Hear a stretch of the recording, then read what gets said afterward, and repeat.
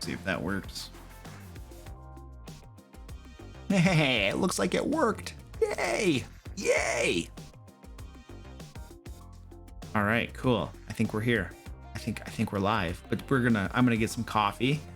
I need to get some coffee. And I need to take a bio break, and then we'll start. So yeah. And then we're gonna create an adventure together. So I'll be right back.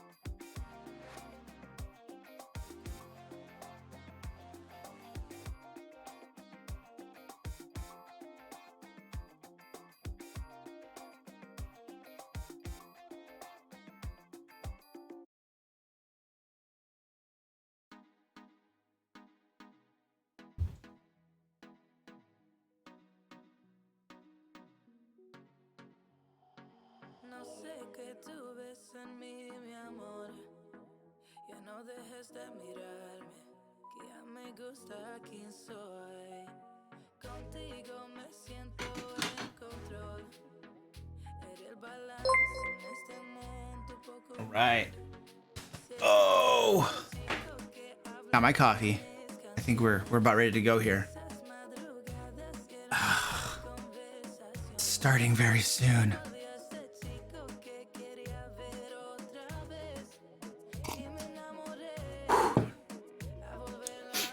All right, you guys ready to do this? You guys ready to start this? Get that little bumper. It's beautiful. It's a beautiful thing right there. All right, here we go. That was a great stream opening right there. Yeah, so we're going to be creating a D&D adventure tonight. That's what we're doing. Hello, what's up? Hello. Yes, we are adventure building here tonight, is what we're doing. Ed Robinson says, hey Luke, I spent 15 hours this week in meeting about the same subject using the same set of slides with just minor changes each time. Thanks for bringing a little joy to kick off the weekend. You are very welcome, dude. Holy crap. Dude, Ed, I had meetings yesterday at work all day long, and I cannot I was in a training meeting, a training thing, a workshop for 2 hours. So painful, so extremely painful. You probably know. I'm just like, oh my gosh, can we not talk about stupid stuff that has no impact on our jobs or our lives at all? All right, anyway, let's not talk about work stuff. Let's talk about D&D, because D&D is so much more fun than talking about work stuff.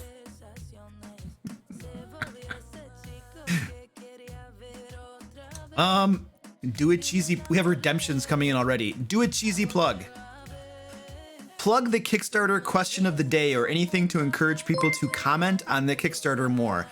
Because more comments equals more promotion on the Kickstarter site. More promotion equals more stretch goals. All right, ladies and gentlemen, this is what I need you guys all to do. Go take a look at my Kickstarter that's out there right now and leave a comment on the question of the day. The more comments that are on the Kickstarter, the more it goes up to the top and different people can see it. And then we get stretch goals, and stretch goals is more content. And then I can go take a vacation. And then I'm going to work really hard to fulfill everything that I've committed to. Yeah. Trash talk the Kickstarter? Oh, geez.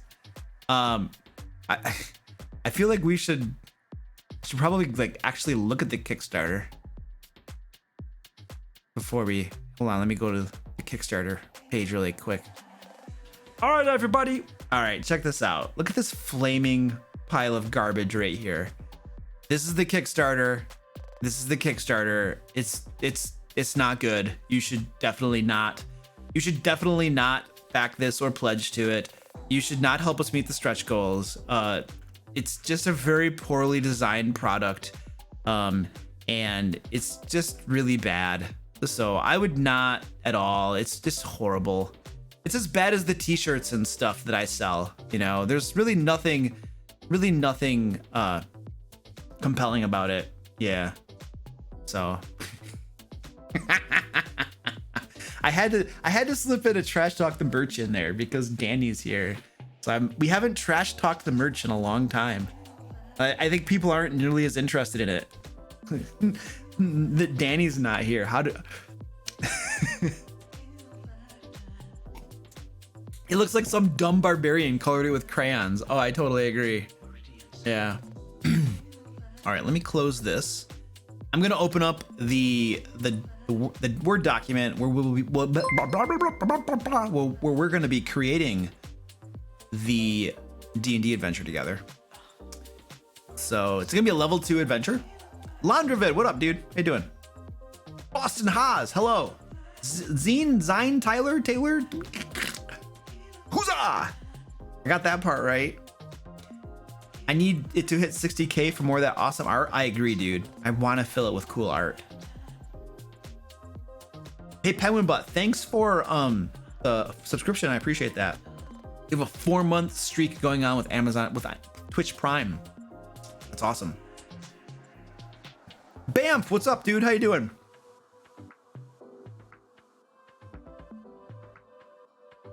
All right, so what we're gonna do is we need to start getting some ideas for different monsters. Elizabeth, hello. How you doing? Different monsters that we can put in this adventure. So give me some ideas of some low-level monsters that we might put in this adventure. I think I'm gonna go over to Squeaky. Will you quit bothering me? Wow, this guy is needy tonight. I'm gonna go over to Donjon because I can sort out. We can filter out by monster type. So 5th edition monster list, and then what we want to sort by challenge rating. Well, it's already by challenge rating. We do not want the low level challenge rating. That's like 1/8 or 1/4. There's a whole lot of low level monsters. Oh wow. This is probably not going to be as helpful as I thought it was going to be. There's just so many low-level monsters. Squeaky needs to be one of the monsters? Yeah, he's like an annoying little monster. What environment? We have no idea. The environment will probably be in part decided by what monsters we pick. I almost always start off my adventure creation as a dungeon master in general by picking the monster that I want to use. And then a lot of the game elements will be decided based upon the monster that we use. It is a level 2 adventure. Level 2 adventure. So we're not murderizing them with dragons. Yeah, I could filter it down.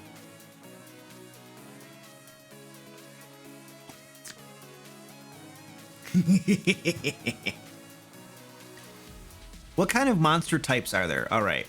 What about not humanoids. Humanoids are boring. Monstrosities. So low level, not humanoid. Monstrosities. Here we go. We have a steeder. Ooh, a steeder. What is that? Oh, Cockatrice. Cockatrice. Ooh, Cockatrice could be fun. Rust monster, piercer, dark mantle, a ward, a death dog. More steeders. Ooh. Then we're getting kind of high. Level 2 is getting kind of high for us. Level 2 is a squishy level.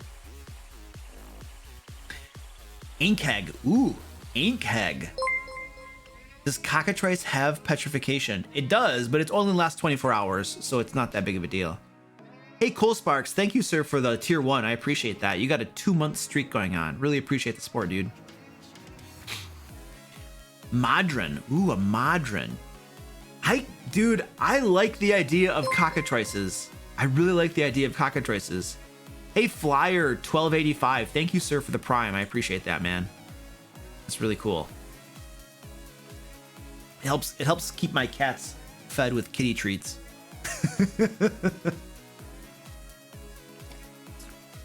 Oh, not a sir? Okay, sorry about that. Appreciate the support. Ma'am? Is that okay? Does that work? With a basilisk as the boss? That will definitely get you killed. Yeah. Yeah, you guys, I just want to tell you that Penguin Butt lives for spam. She loves swinging her sword, and I encourage that practice. So I would, you know, calm down with the spam. Otherwise, she's gonna keep swinging, and we're all gonna have fun around here. Let's look up a basilisk. I'm pretty sure a basilisk is probably way too high.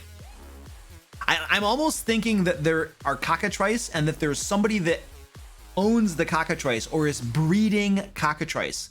What if there was somebody that was breeding cockatrice and the players had to stop this breeding of cockatrice because that was causing a problem? I don't know that basilisk is gonna work. That basilisk. I feel like that is.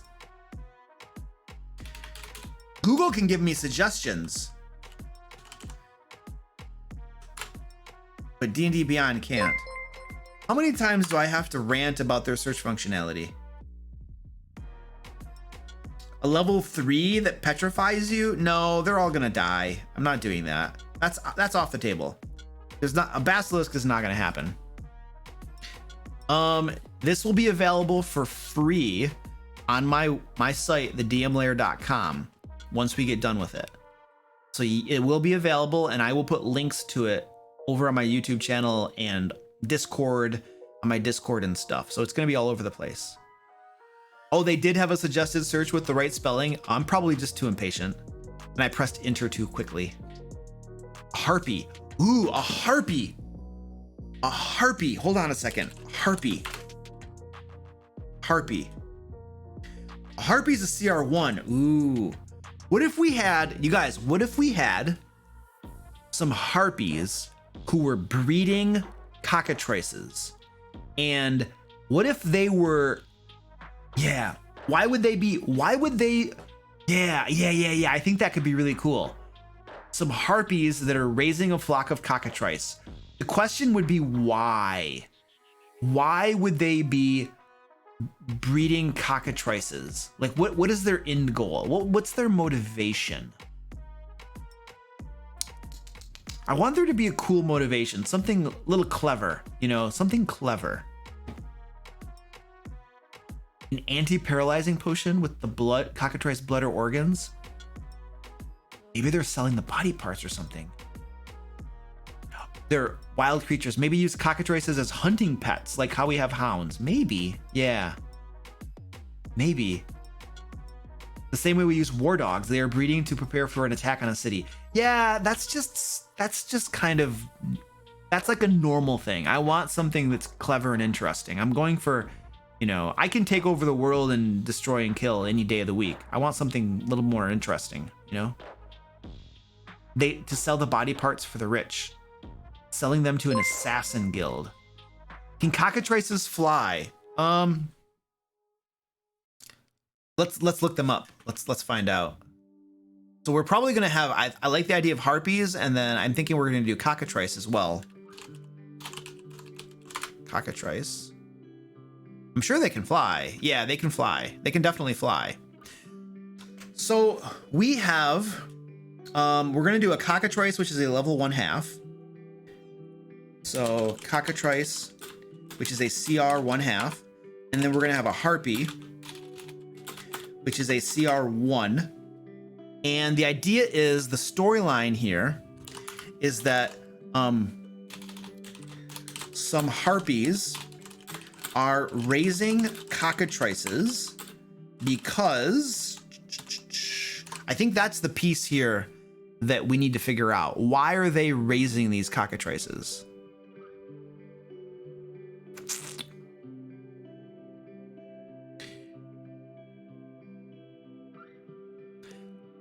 they're making something from their bodies. Okay, so they're using the cockatrice body parts for specific things. Or they're using the cockatrice blood. They're using them to create statues. Yeah, but the statues only last 24 hours. I kind of like the idea. It's easier, to make it easier to steal food or valuables without killing anyone. I agree. I feel like that's not interesting enough, or it's not unique enough, you know. Their feathers are needed for harpy birthing ritual. Magic potion ingredients. I like the idea of raising them. They're raising them for ingredients and stuff. I kind of like that idea. But why is that causing a problem in the game world then? What would be the problem if cockatrices, if harpies are raising cockatrices for ingredients for potions and things? Why would that be a problem in the game world? What kind of conflict would that present? Cockatrices keep escaping and attacking people? That could be part of it. Uh-huh. A bunch of them got loose. Some of their flock got loose. Okay. I like it.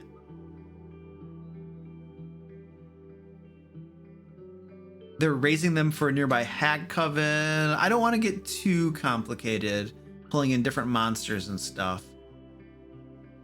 There's an animal cruelty guild in a nearby town.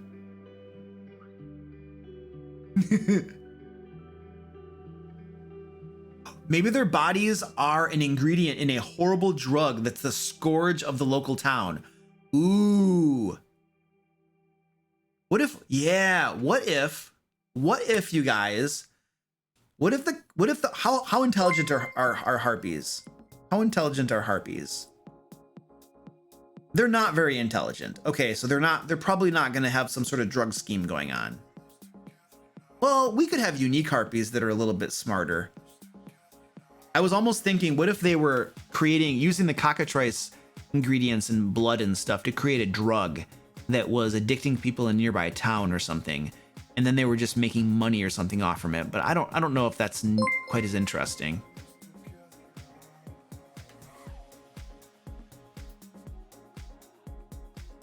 What if the Harpy Chief has a 13 intelligence? Yeah, that's true. Yeah, that's true. Make a drug from cockatrice blood. Yeah, stoner harpies. Yeah, that's true. They could have a leader who is smart and who's the brains behind the operations. What if they have a hag leader? What if there's a hag that is kind of behind it all, and she's the one that is doing it? No, night hag's too powerful. We're talking about a sea hag or a green hag is what it would be. A Harpy Queen. Or we could just have a Harpy Queen. We could just make a Harpy Queen and, you know, change her a little bit. Oh yeah, Elizabellen. Yeah. Yep. She messaged me about that too. So super cool. I'm happy that she could do that for you. I'm happy you're going to get that stuff. That's awesome. Yeah, Green Hag is a CR3. You could take on a CR3 at CR2, but yeah, a green hag covered in feathers. Hags can be a little tough. I agree. Do we always do hags? Have we done hags before? I don't recall.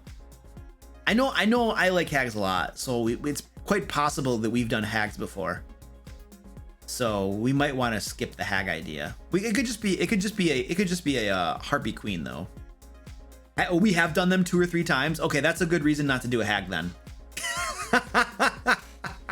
Oh yeah, okay, yeah. I have a prejudice, a bias for hags. I like using hags, so.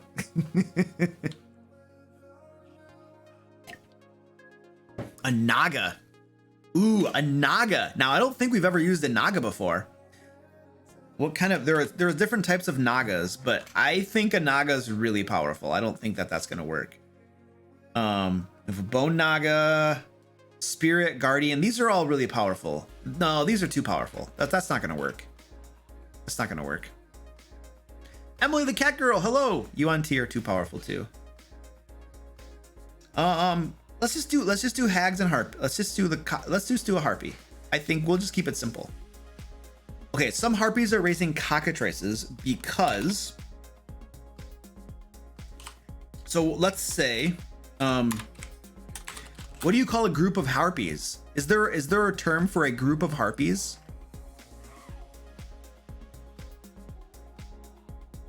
Like, you know, what do they call them when there's a whole bunch of them together? A clutch or a group, a flock, a murder. Ooh, I like calling it a murder. That sounds more interesting. Let's use a murder. Okay. A murder flock of harpies in, let's make it a forest. In a nearby forest is raising cockatrices. In order to use their blood and other body parts as ingredients in potions that they sell on the black market.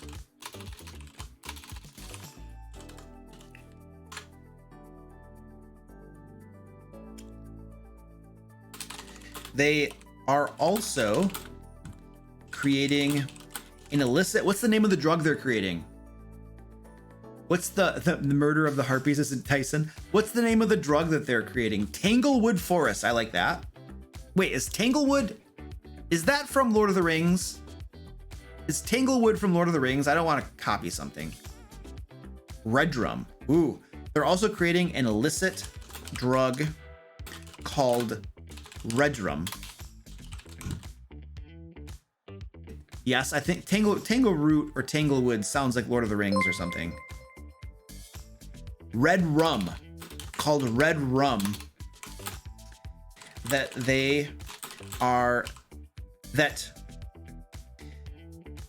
Red Rum that is being sold in a nearby town. What's the name of the town? In a nearby village. In the nearby village of, I need a name for the village. Drugs aren't PG. Greenton? What's the name of the village? Havisburg, Viller, Friendock, Danbury? Danbury. Tysonville? Ooh, Tysonville. Dunglebury. Let's go with, I like Dunglebury. That sounds cool. Dunglebury. Okay, so now we have another location. We need a name for the forest too. Let's have a name for the forest. Dunglebury. A nearby village. What's the name for the forest? Ball, Bridgevale, Sharpstone Town.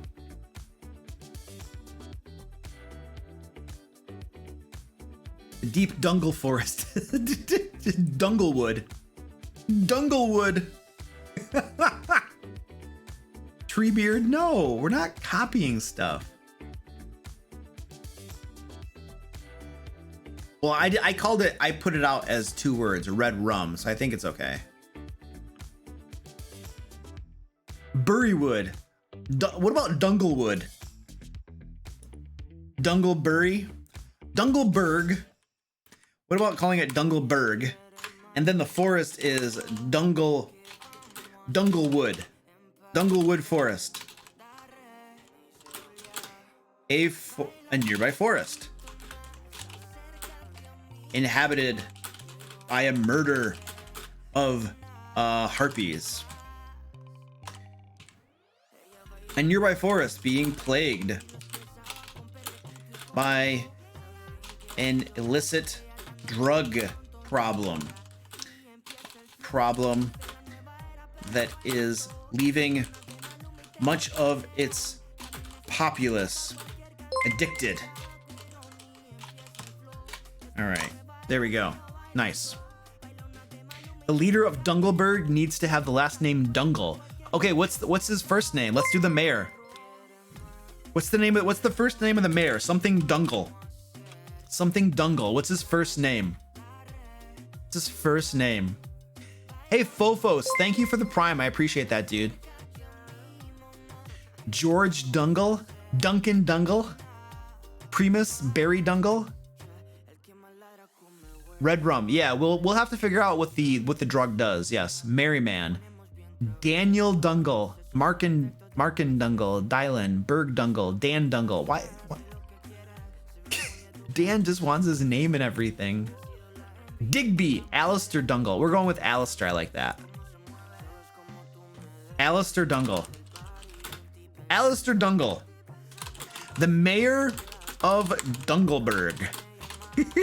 These names. Oh, these names. What race is the mayor? I don't know. Give me some races. What race do you want him to be? Uncle Buck?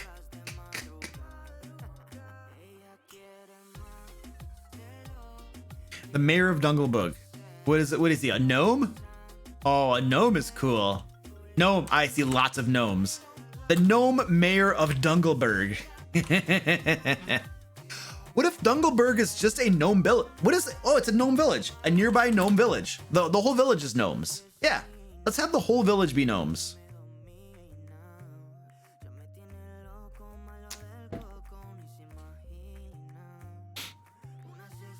Half gnome, half elf. Yeah, let's just do a whole village of gnomes. Cool. And so you have a bunch of gnomes that are getting all hopped up on this drug. Who's the leader? We need to name the leader of the harpies. There is like a head harpy, a harpy leader. We need to give that. I mean, it would be a female. Harpies are all females. So what is her name? The name of the harpy leader.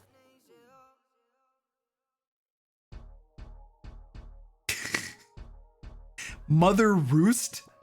Hagrissa? They got stoned and become garden gnomes. Oh, nice.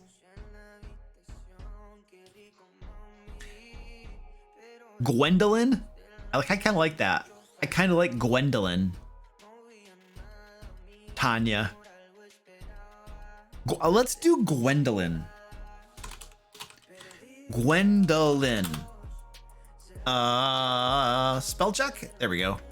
Gwendolyn.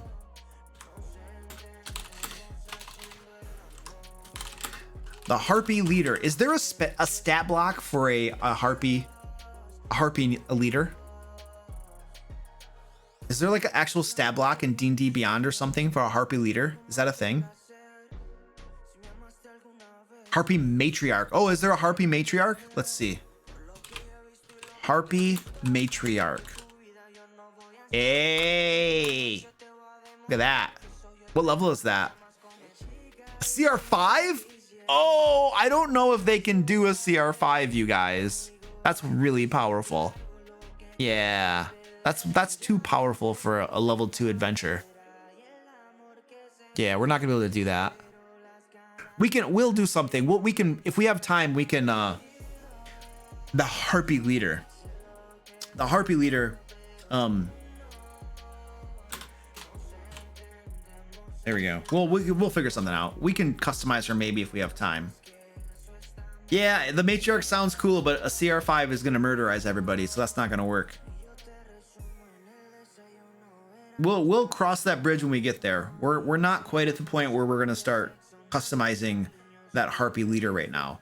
We need to create other elements of the adventure first. That's toward the end of the adventure creation. Is if we have time, we will customize and work on this harpy leader. That's a nice to have. That is a nice to have. If we don't flesh out the other parts of this adventure, there will be nothing here except for a customized harpy, which does anybody good. Okay, so we have a murder of harpies in a nearby forest is raising cockatrices in order to use their blood and other body parts as ingredients and potions that they sell in the black market. They are also creating an illicit drug called red rum that is being sold in a nearby village of Dungleberry. Recently, several Cockatrice escaped from their pens and descended upon Dungleberg, petrifying several gnomes and ripping apart one of them as a meal. So I feel like that can be the inn. That could be like the story hook. The inciting action could simply be like the plot hook basically is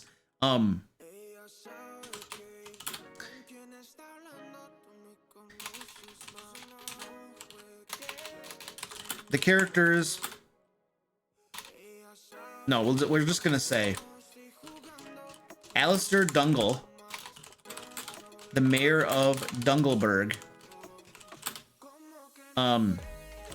commissions the characters to track down the Cockatrice, a flock of Cockatrice. How do you spell cockatrices?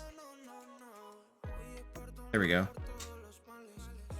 That attacked the village to track down and kill a flock of cockatrices that attacked the village before they return again and more gnomes die.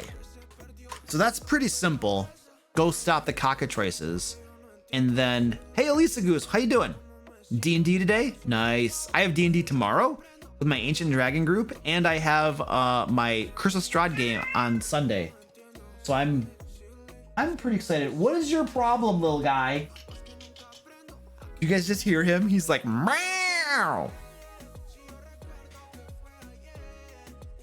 No, I don't. I'm not gonna make the mayor the big bad. I feel like that's one of those like gotchas that things like that tend to be overused sometimes, and I generally don't like to do that, to be perfectly honest with you.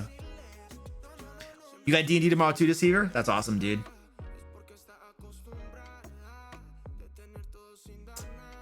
Yeah, it's cliched. It's just kind of been overdone, you know.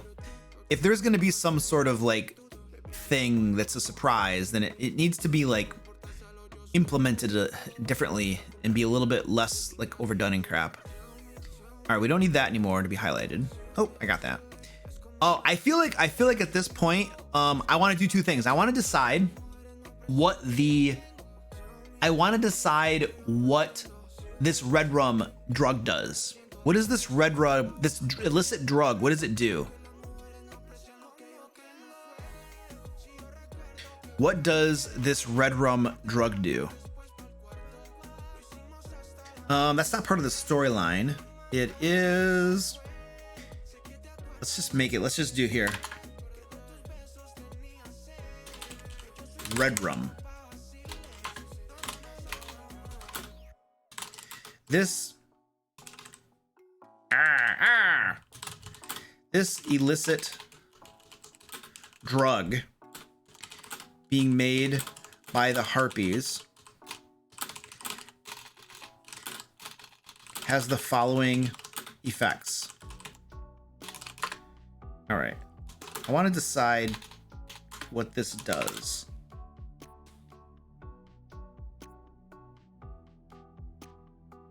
Is it really named after something from The Shining? Hair grows on your palms. It's a depressant that provides numbness when diluted instead of paralysis. Red rum is murder backwards. Oh, it is. Oh, interesting.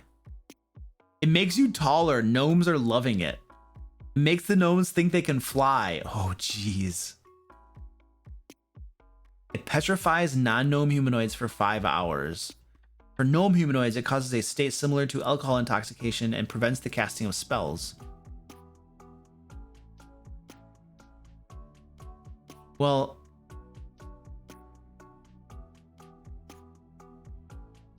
it hardens parts of the brain and shuts down fear and pain, numbness, euphoria, and numbness. It gives you wings. Okay, let's do this. The user experiences numbness and euphoria for a period of time. For several hours after use. So numbness and euphoria. Okay, that's good. What else was it? Numbness, euphoria.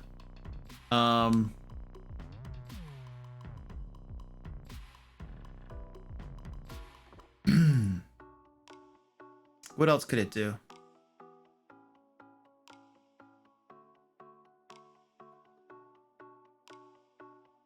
What's up, Shazology? Is the numbness because of the petrification? Oh, you know what?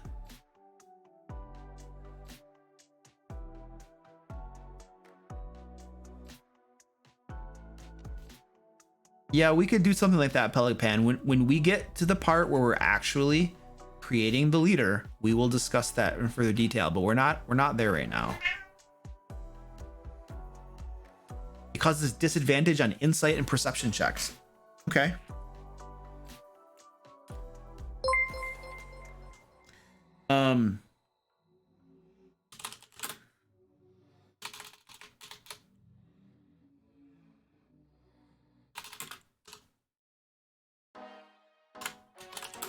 User has disadvantage on insight and what was it? Perception checks?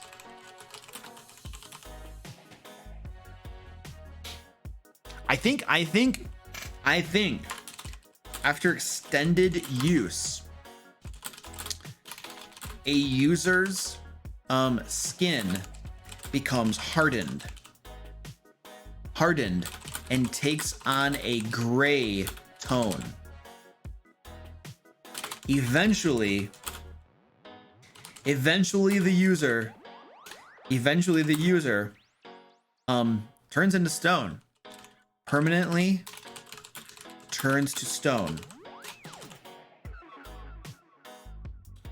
So that's the problem there.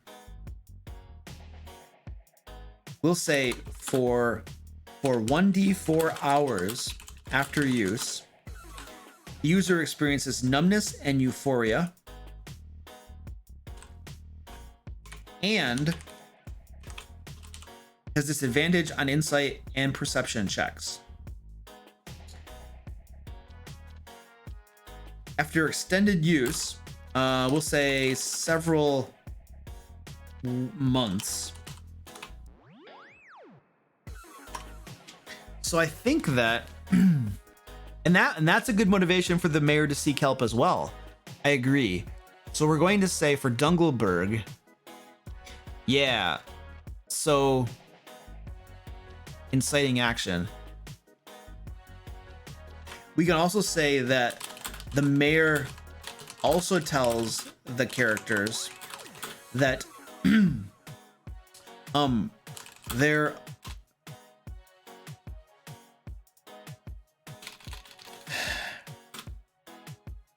does he just know about the drug use? Does he know about the drug use?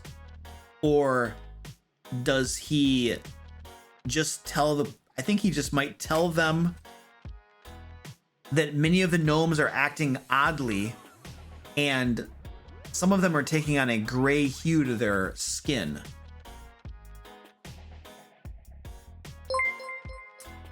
Well, yeah, it's addictive. Yeah, it's absolutely addictive.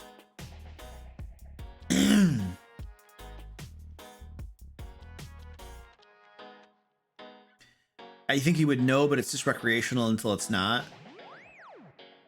I don't know.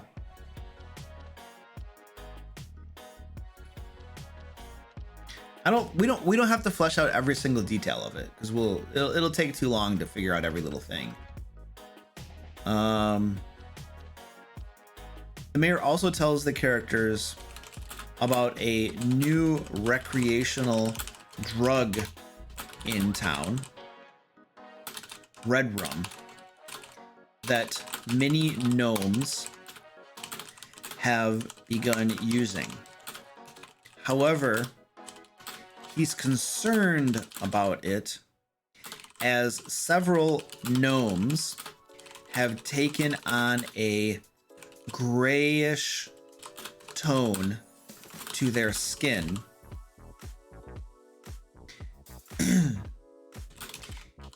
He's concerned about long-term side effects and would also like the characters to, I don't know, help with that problem too.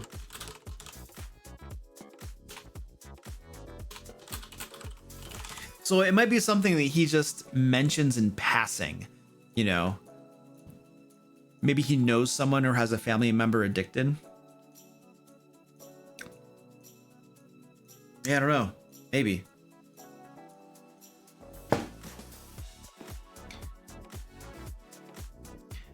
Have a shady gnome with several walking from town toward the woods, and they can tail him as he's trying to bring more back. Yeah, the Harpies would probably need to have somebody in town that sells it, right? So that would be the drug dealer, right? Okay, so let's go to the drug dealer. Gnome in town that sells drugs can be trailed into forest. Okay, we're gonna come back to that thought. We're gonna come flesh that out in a little bit. I think the first thing that I want to do before we flesh that out, I think the mayor needs to offer the characters some sort of reward.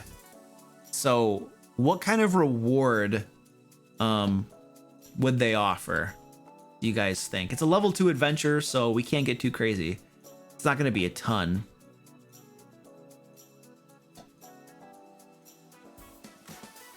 The players can decide to do anything they want, basically. They can choose whatever they want to do. Yeah.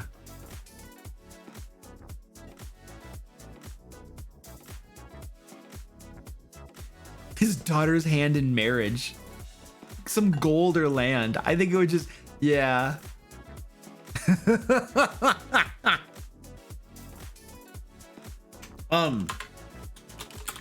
For helping with the problems, the mayor offers the characters either his daughter's hand in marriage or 100 gold pieces, their choice. And they're probably gonna take the money. But who knows? Maybe one of them will want to marry the gnome's daughter. So mean to the daughter. Oh, a small cache of healing potions. Oh, I think that's even better. I think that's even better. Or a small cache of how many healing potions? Maybe like 5 healing potions. Cause that's 250 gold pieces. That's pretty good. Yeah, 1 per player. Yeah, I think so. A small cache of healing. Small cache of potions of healing. 1 per play. 1 per character. There we go. That's pretty good.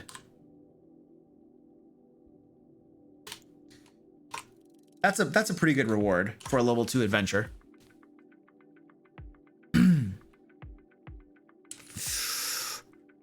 All right, so I think that's a decent reward and motivation. And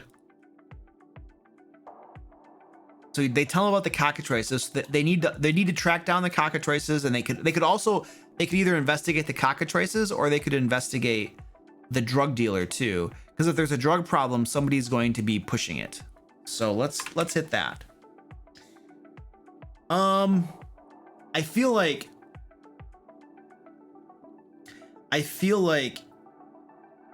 if they go to investigate, yeah. If they're investigating the drug dealer problem, if the characters investigate the drug problem, they can discover the following. I don't know. Let's start brainstorming here. Is this the cat stream? I mean, yeah, there's lots of cats around here. We have lots of cats. We got 2 of them just sitting here right now.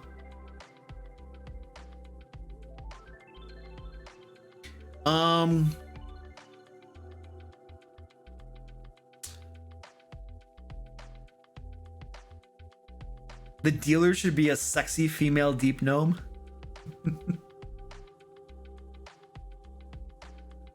They can talk to people who are addicted. So if they speak to somebody, okay, if they speak to someone addicted, gnomes who use the drugs get them from, what's the name of the drug dealer? What's the name? Tanya Tinkleberry, a young, beautiful, and unassuming forest gnome. That's our drug dealer. That's our drug dealer. Thank you, Stephanie. Or was it Steffi? Steffi Dash. Thank you. We have just named our drug dealer.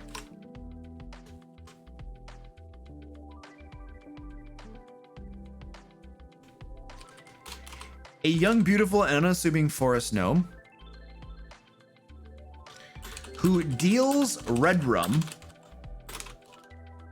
illicit drug, in Dungleberg on behalf of Gwendolyn, the Harpy leader. Awesome.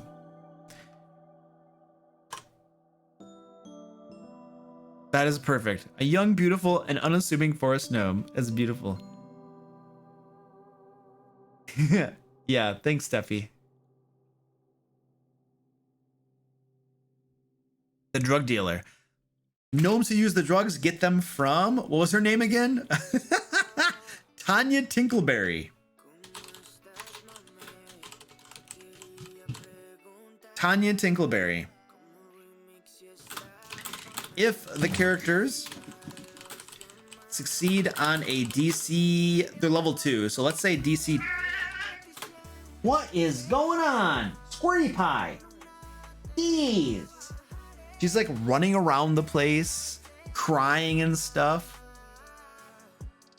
It doesn't matter to me. How do you use the drug? You drink it. I don't know. Sure.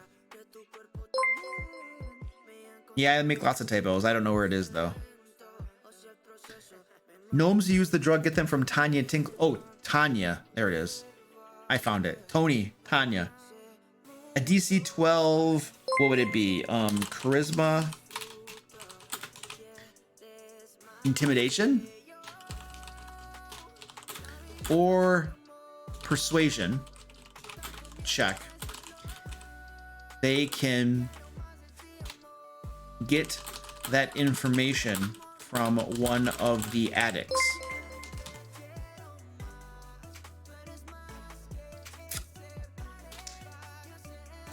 Who will then point them to Tanya's residence.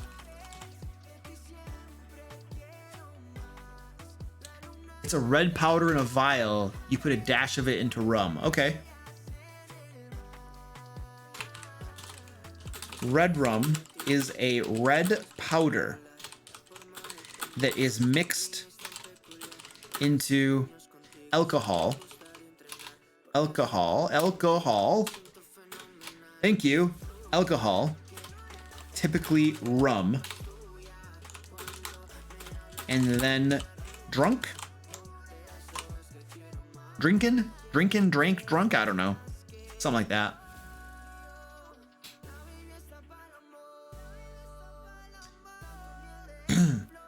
So that's the drug dealer. Drink, and then drink. Yeah, drink. That sounds better. And then drink. Okay, let's go with drink. Drink, drunk. I know. Let's practice our English. They get the powder from Tanya Tinkleberry, the drug dealer. Now, so there, if you're investigating the drug problem, you're first gonna go talk to people who are on the drugs, and they're gonna point you to Tanya Tinkleberry, and then they're gonna go to Tanya Tinkleberry's place, but we don't want them to find her there.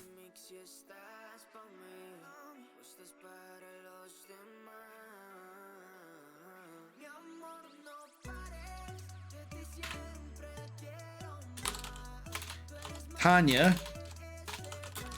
is not Tony. I did it again. Tanya is not at home when the characters arrive. We basically want them to see her walking off into the forest so they can kind of follow her to where the harpies are.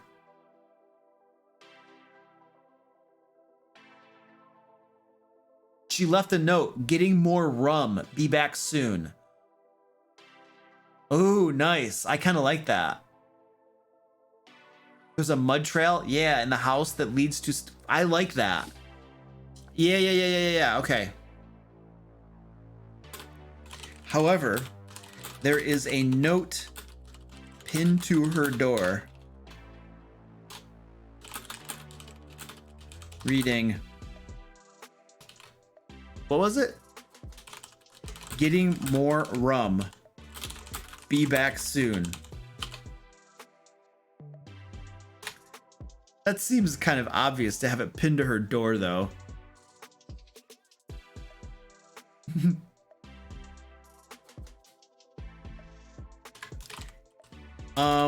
Yeah, then we could say outside the house there are tracks. Squeaky. What? You're a pain in the butt, Squeaky. There are tracks in the mud that lead to the forest. A character can find and follow the tracks with a DC, we want to make this easy, DC 10 Wisdom survival check. This is the sort of thing that you want to make easy for the players to find and do, because a dead end here is not particularly fun. I'm out of coffee.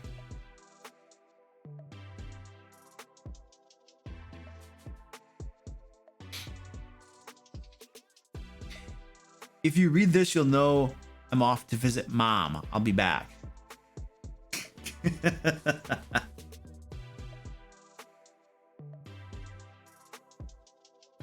Yeah, I don't know. She could have a bucket or a flower pot turned upside down. Gnomes who want to hit leave a note for her. She leaves notes for them there too. Oh, that's a great idea, Nixit. Okay.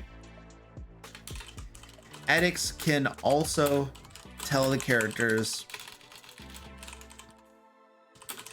that there is an upside down flower pot on a windowsill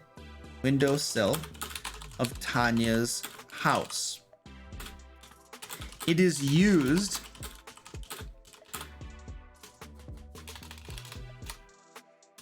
addicts will leave notes there. Oh, no, let's do this. Tanya leaves notes there indicating when and where she'll be for the next what do you like she doesn't always have the drugs, but there are certain times when she has them and she distributes them. And so when you want to get some, you have to be at a certain place in time, and that's when you get them. So I feel like the drop site Not the problem is my play group would do the drug as well. Yeah. Supply run.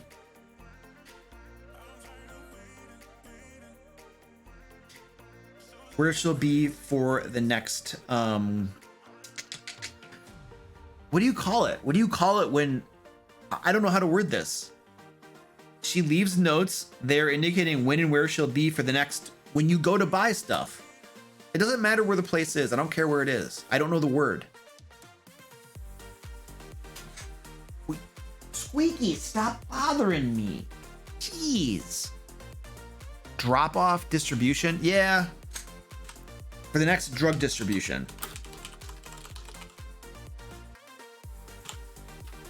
Yeah, let's, oh, pick up. Distribution point. Yeah, for the next drug distribution. Drug distribution to customers. Okay, there we go. Nixon says, I don't know, I don't do drugs. I don't either, man. I don't either. And upside down. There we go.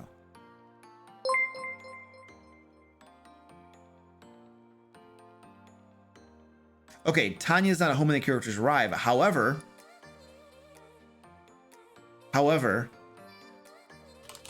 under the flower pot is a note reading, on a supply run. Be back soon. There we go. That, I feel like that makes more sense. Luke's innocence is adorable. Well, thank you. I appreciate that. In spy terms, it's a dead drop. Oh, really? Okay. All right. I think we got this. Now we got to the tracks. Outside the house, there are tracks in the mud that lead to the forest. Perfect. Squeaky, I don't know what you want. You just keep bothering me. And I'm really kind of working on stuff right now. And so I can't really pet you constantly and give you attention every 10 seconds. Cat's going crazy over here. He wants head pats. He does. He just wants me to give him attention. He keeps bothering me. Squeaky. He's jealous. He's jealous because I'm hanging out with you guys. There we go. So that'll get them to the forest. All right. So that'll get them to the forest. Because the drug dealer told them, literally the addicts tell the characters there's an upside down flower pot. They literally can be told that. It's written right there. So that's how they'll get to that point. All right, so I feel like we get them to the forest. So that'll get them to the forest. If they try to go after the Cockatrices, it's going to be hard to track the Cockatrices because they can fly. But they can track the drug dealer back to the Harpies for sure.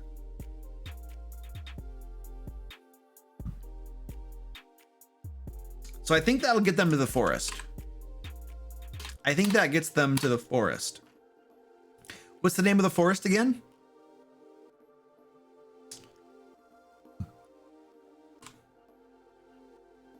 Dunglewood Forest. Where is this? DM Biscuit, thank you for the prime. I appreciate that, dude. Where is Dunglewood Forest? Okay, here we go. Dunglewood Forest.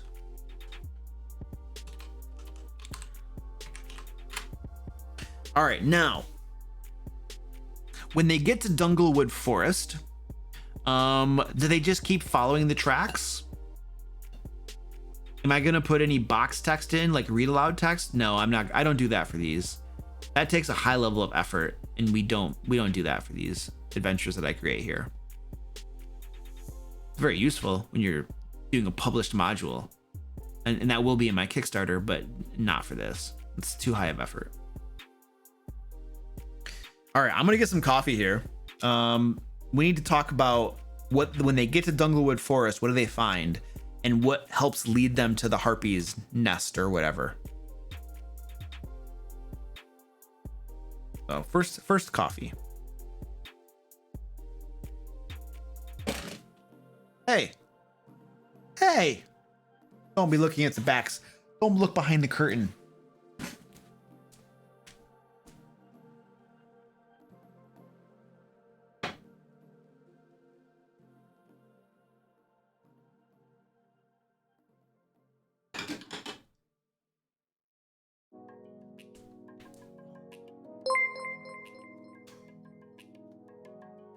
Inception screen. Because we decided on harpies, so we're doing harpies.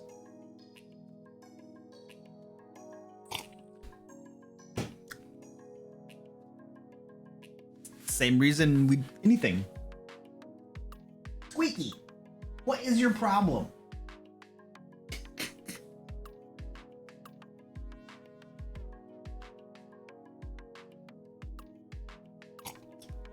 Hey Megan, how you doing? Good to see you. Why not harpies? Yeah. All right. Let's keep doing this. They hear the harpy song. Yeah, Squeaky does. Dude, Megan, like the other night, like you said you were gonna do push-ups. Did you ever do the push-ups? I was like in and out and doing other stuff. I'm afraid I might have missed them. Did I really miss them? Like you did them and I missed them? I'm gonna need you to do them again because I wasn't there to see them. Did it get clipped? Did it get clipped so I can even watch it? Did you guys clip it? Cricket, did you clip it? It's 2:30 in. Oh my gosh. All right. Well, I'm gonna write that down. I am not a trusting person. So you're 2 hours and 30 minutes. Are you saying 2 hours and 30 minutes? I'm gonna go find it and I'm gonna verify that you did your push-ups. Okay. Okay. Well, I have written it down. I'm gonna hold you to it. There. All right. Now, just after a break. Okay. After break, and it's on camera, right? It's on camera, right? If it's not on camera, it doesn't count. All right, cool. I will be checking that out because we had a contract. Just want to make sure, everything's being properly fulfilled according to the terms therein. You know what I'm saying? All right, let's get back to work. Back to work time. All right, Dunglewood Forest. What is going on in Dunglewood Forest? So they follow the tracks here. The tracks could disappear at some point in the forest. The harpies collect Tanya at a specific place and flies her to the right location. The problem is if they're flying her, then it becomes almost impossible to track her. Ooh. They get attacked by cockatrices. What if they get attacked by cockatrices?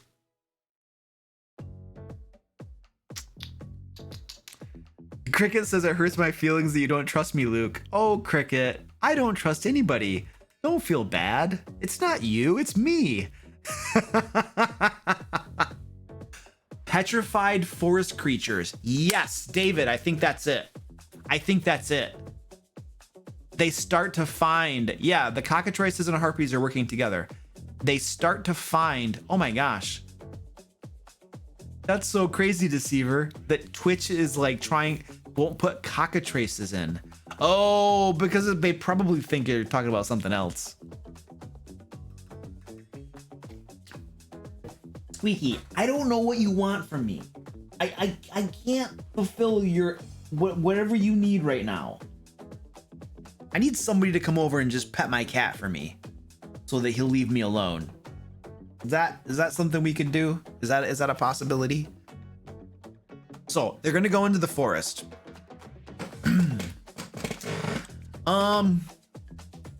what we'll say is once the characters get into the forest, Tanya's tracks disappear. And Tanya's tracks are much harder to find. Squeaky, what? Jeez.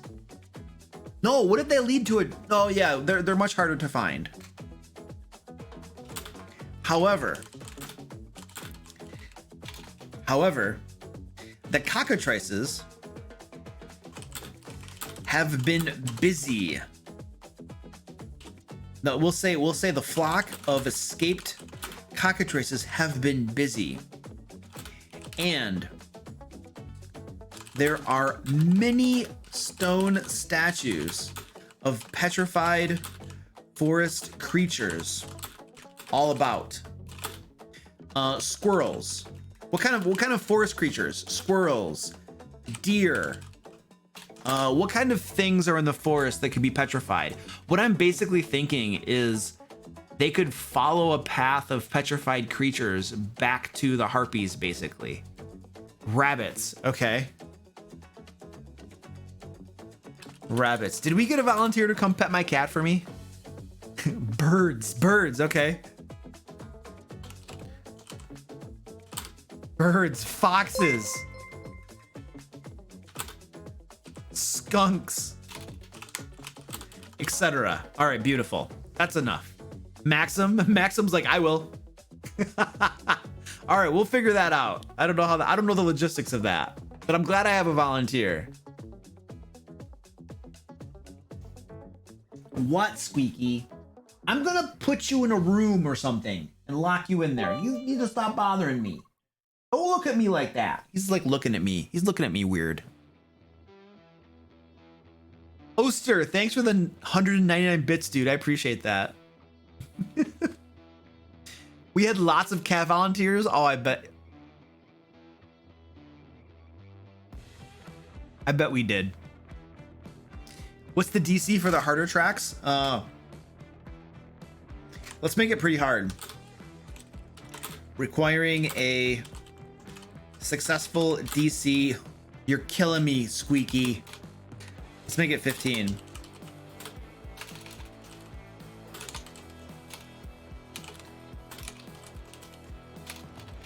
Wisdom survival check to continue following. Let's just say, if the characters successfully follow her tracks, they lead to the Harpy's lair. They might not get that though. A DC 15 is kind of high, but they might. And a dungeon master might allow each player to make their own check until somebody rolls high, making it a trivial thing. Dragon Scribe Prime, thank you for the host, dude. I appreciate that. And okay, this cat. Okay, Squeaky, you have chosen the path of being picked on. Come here. Come here. Come here. I'm just gonna keep on turning this chair around until I catch up with you. Squeaky, come here, you little butthead. Oh, here comes mommy. Mommy. Come here, mommy. Mommy. Come here, mommy. Isn't my mommy adorable? Yes, yes. Yes. This is my mommy. This is mommy. This is Noki. This is Noki. She's adorable. Yes, she is. Is my Noki's adorable? Yeah. And my Noki's adorable. Yeah. Is my Noki's adorable? They just want a cat strike. They totally want a cat strike. They totally want a cat strike. Yeah. How's my Noki? She's adorable. Yeah.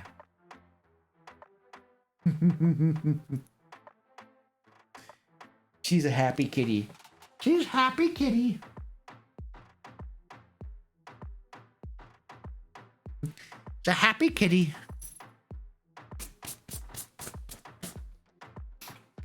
Cat her all over me.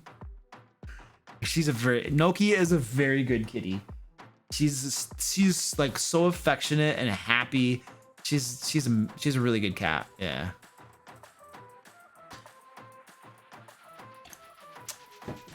Okay, so we are in. Let's go back to my screen. Well, I still have coffee, so we have confirmed that I still have coffee. We have 3 cats that are named after pasta. We have Noki, tortellini, and ravioli. We have the best cat names in my family. I love the awesome cat names that we come up with around here.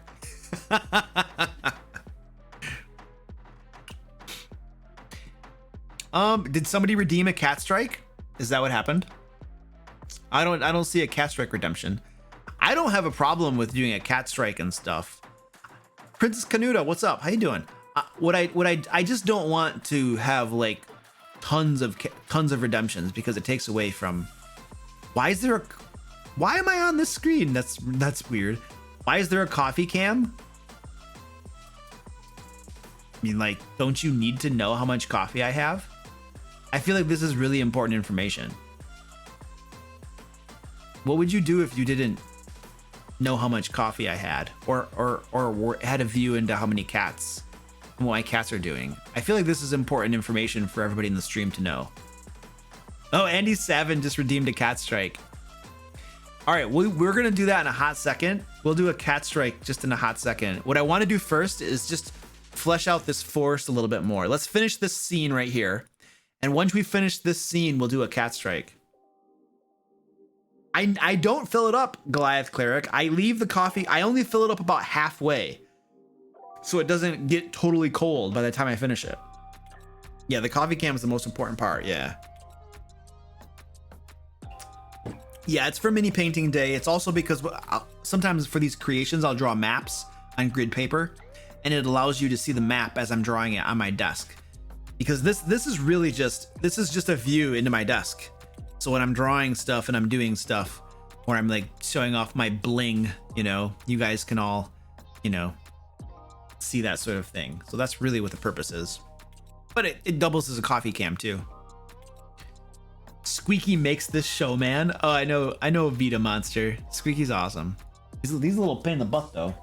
That's for sure. Okay, so we have tracks. We have tracks that the party can follow. They also find these petrified forest creatures all about. Can they just follow these forest creatures? I agree. We need a combat encounter. There has been nothing but talky bits in some exploration. I 100% agree. We need a combat encounter.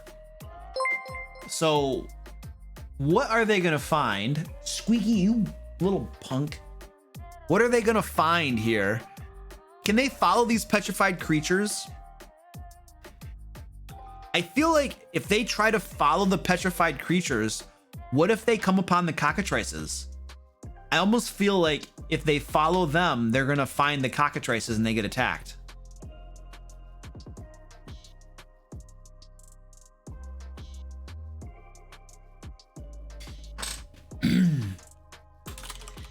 Following the trail of petrified creatures is trivially easy.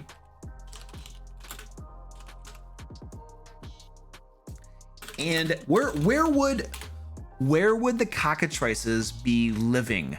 The ones that escaped. They're like chicken-like creatures. Do they have a roost in a tree or something?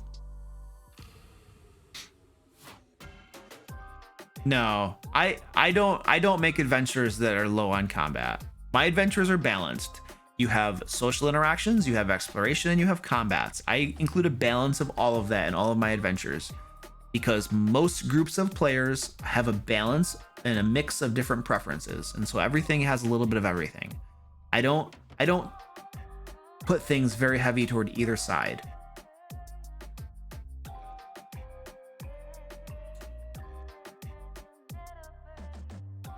No, I want them to be. They're not in the Harpy Layer. These are the escaped Cockatrices. These are the Cockatrices that got away. In the middle of petrifying a pack of wolves. Oh. Yeah, I kind of like that. Well, the petrification only lasts 24 hours.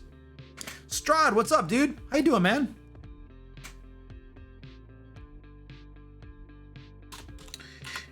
All right. Let's do another one here. Wolf pack. Let's say as the characters follow either the trail, either Tanya's trail or the trail of petrified forest creatures, they hear the howling and growling of wolves off in the distance.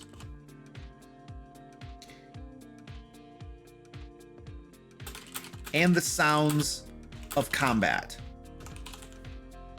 Oh, wait. Howling and growling of wolves off in the distance, along with the sounds of squawking. What sound would like chickens or cockatrices make? It's like a squawking sound, right? High-pitched squawking.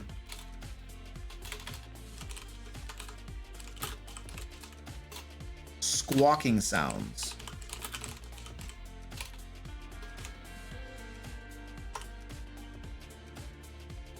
You're not. Oh, I'm sorry. Thank you. I have to scroll a little bit so you can see what I'm writing. Yeah, I scrolled up. Sorry. I'm new at this streaming thing. This is very new for me. Yeah, I've only been doing it for a long time now. Squawk like guineas? I don't even know what that is. Holy crap! What's wrong with this guy? He should be better at this by now. What an amateur. Screech. I agree. A cockatrice should screech. That sounds a whole lot better. High-pitched screeching. Squeaky, shut up. Jeez.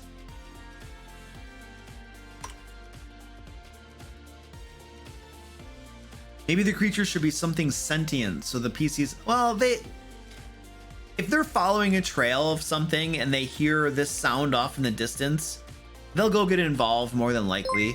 If they don't get involved, then, you know, whatever. Then they'll just keep following the trail.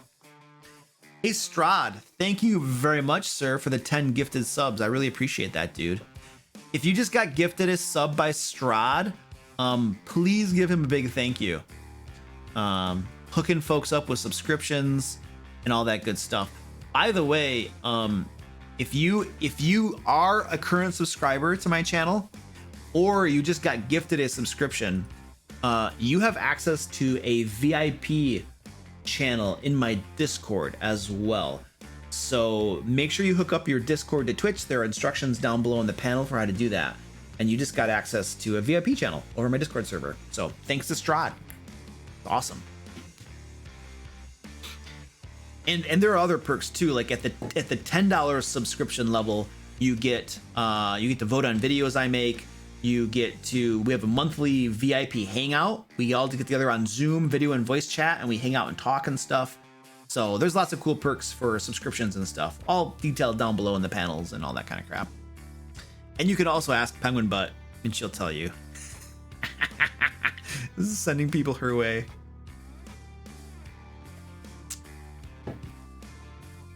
All right, let's get back to this.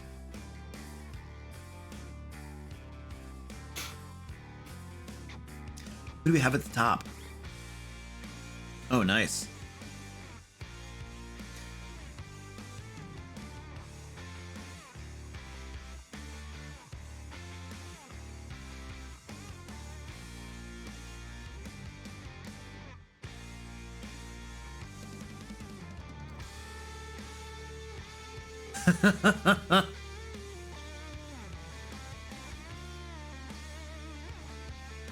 When following the dealer, they are being followed and they get ambushed. Cockatrices are vicious attackers. They will attack anything in their vicinity. So the players ignore the cockatrices. They will ambush the players from behind. Yeah, I agree. 100% agree. If the characters investigate, they will come upon a petrified pack of wolves.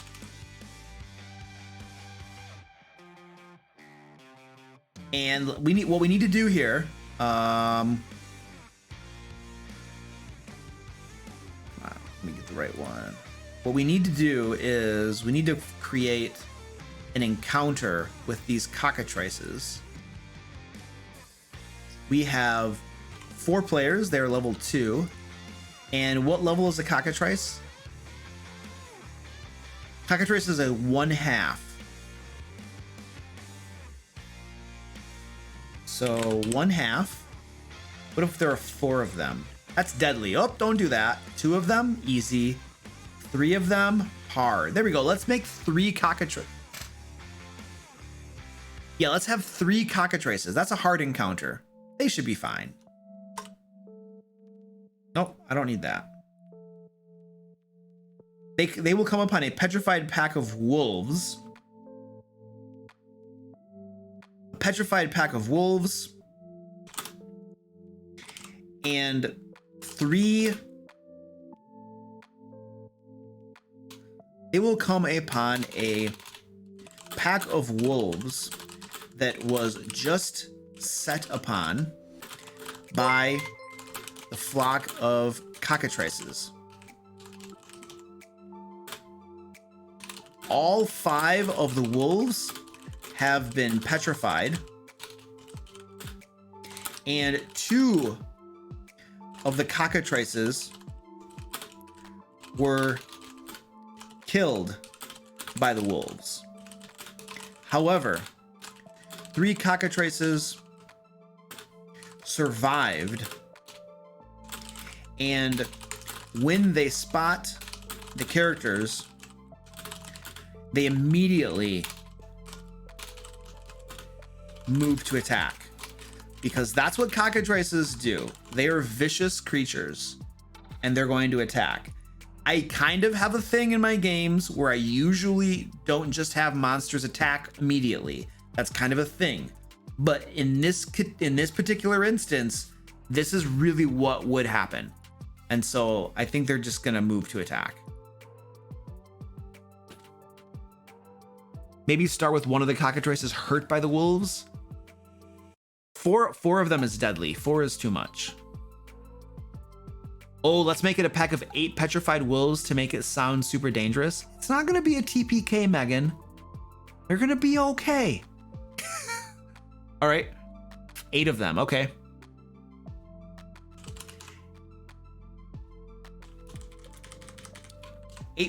All eight wolves have been petrified, and 2 of the cockatrices were killed by the wolves during the attack.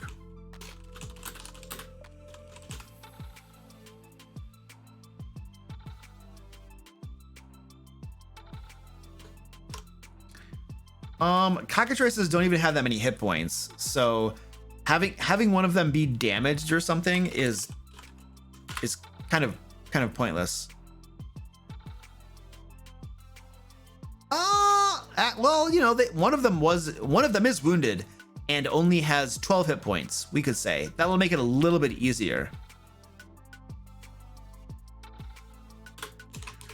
One of the cockatrices was wounded by the wolves and only has 12 hit points. All right, there we go. That'll make it a little bit easier. I think that's good. 4 is totally deadly. It totally is deadly. We just calculated it. We just discovered that it's deadly. We literally just did it.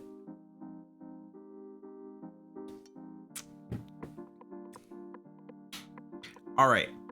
I think that's pretty much it for that. So they're going to find these wolves. They're going to find the cockatrices. They're presumably going to kill them. and then they'll believe that they have solved the issue of people being petrified. Then what we can also say, let's do this. Let's say if the characters ignore the sounds of wolves and cockatrices battling, and instead continue through the forest, the 3 surviving cockatrices will find them and attack at some point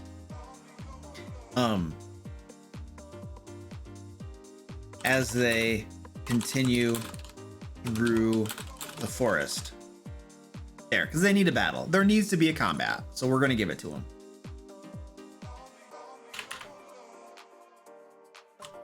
Okay, so I think at this point, following the trails of Tanya or the petrified statues, they should come upon the Harpy Layer.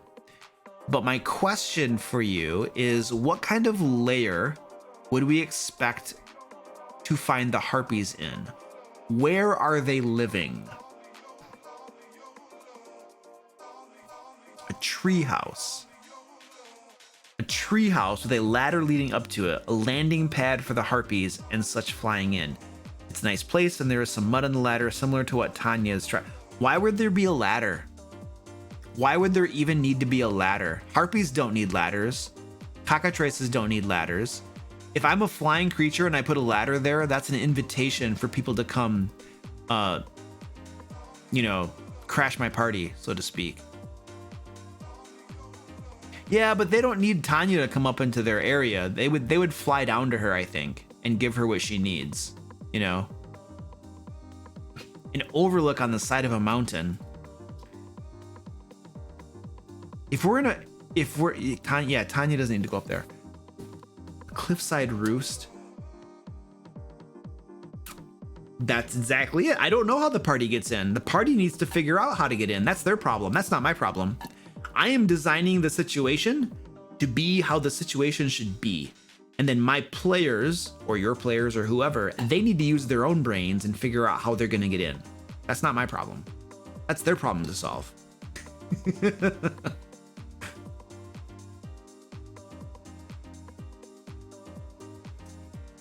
Ooh, they'll just burn it with fire. That's a really good point. Goliath Cleric brings up a really good point. If we make it a tree house in a tree, then there is like a 90% probability that the players are just gonna set it on fire. Like we all know that there is an extremely high probability that they'll just set it on fire. Ooh. But if it's a petrified tree, there's no fire. Oh, I like that. 90% in underestimation. I like the idea that this tree has been petrified completely because of the presence of all of these cockatrices constantly hitting it and petrifying it or something. Yeah, no, I hate the idea of fire being the answer to everything. It's a pathetic, uncreative idea. And so yeah, I usually take precautions to make sure that that's not an option. It's just so unimaginative to just set everything on fire as a solution to the adventure. It's just dumb. So yeah, I like to build in stuff so that you can't just do that. It's so bad. Let's just set it on fire. No. All right, so petrified tree. Petrified tree. So let's say the Harpy Nest.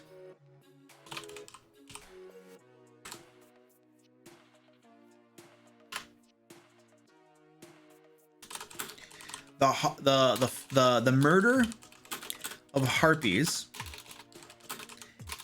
has built its nest in the branches. Ooh. Has built its dwelling in a massive hollowed out tree that has been petrified, turned to stone by repeated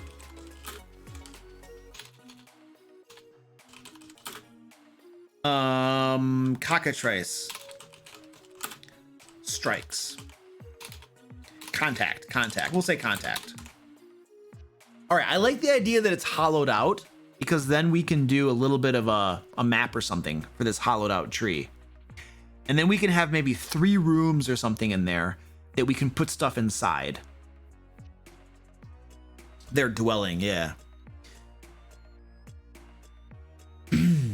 So let's do a map really quick. Let's make a map for that. I'm gonna get some graph paper here. Hi, Squeaky.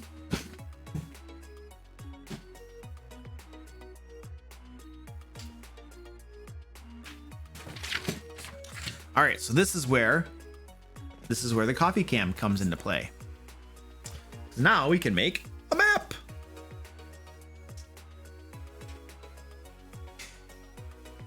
Oh yeah, really quick guys, just a reminder that I am doing this giveaway tonight for these tactical tokens, and there was a link that was just pasted into the stream by Stream Elements, and go ahead and sign up for this. It's free to enter, and one person's gonna win some of these tokens. Really cool stuff. So, and I will be drawing the winner to these tokens at the end of the stream tonight.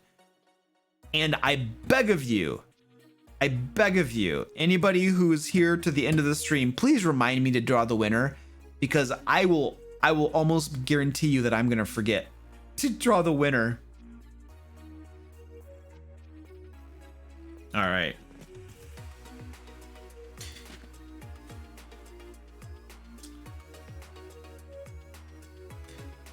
Have different uneven levels inside the tree for jumping. Yeah, yep, yeah, we can do something like that. Let's see.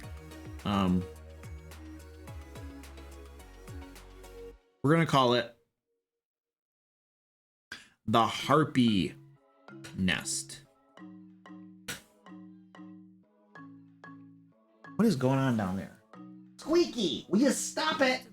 I don't know what he's doing. He's like hitting the back of my chair or something. I don't know what he's doing. Okay, so we have the Harpy Nest, and let's start with the bottom of the tree, at the bottom of here. 1 square will probably be equal to like 5 feet or so. So let's make there be like, let's have there be a big massive root that kind of serves as an entrance to the tree.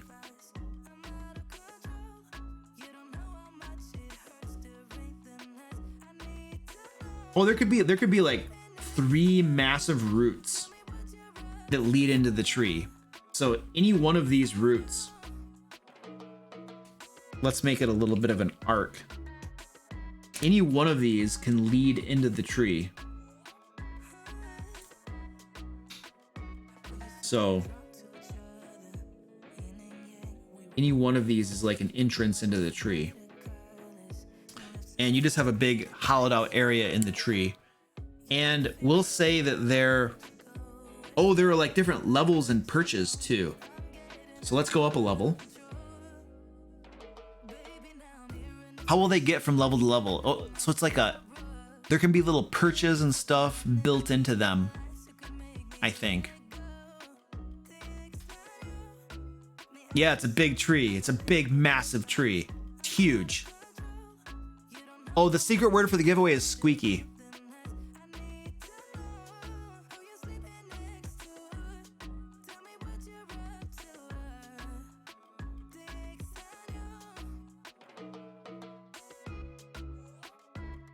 Yeah, I'm not worried how they get from level to level.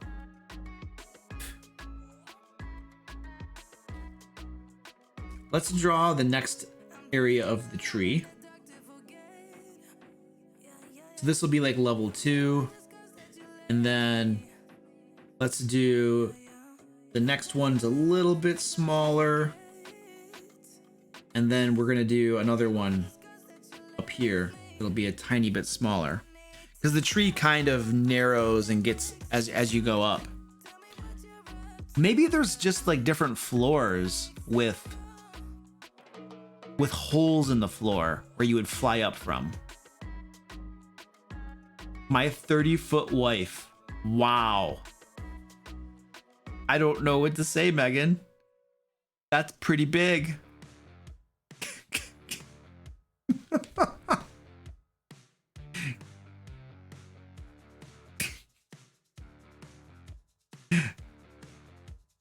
Wakey, quit being a baby.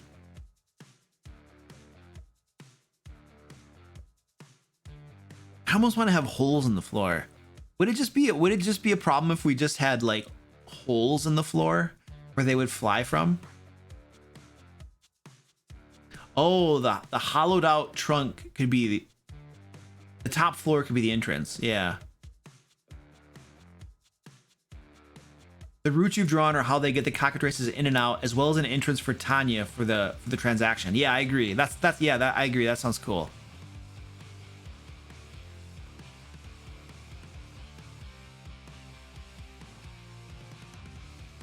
What do you want? Geez, Squeaky. Such a pain in the butt.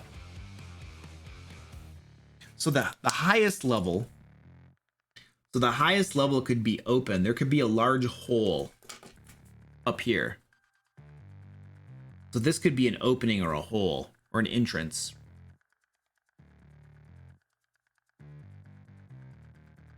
Right there.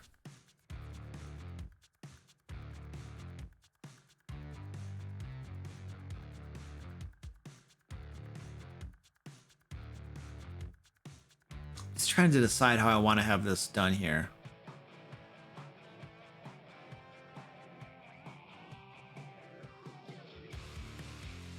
I don't know. Let's just put holes in the floor.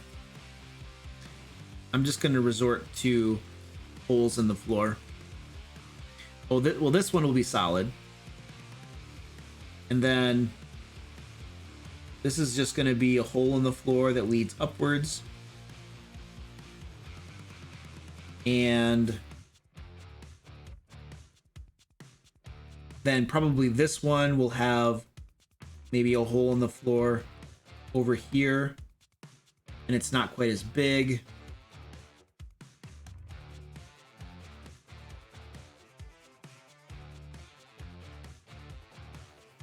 Yeah, there could be exterior branches and stuff too. And then to get to the top level, we have another hole in the floor right there.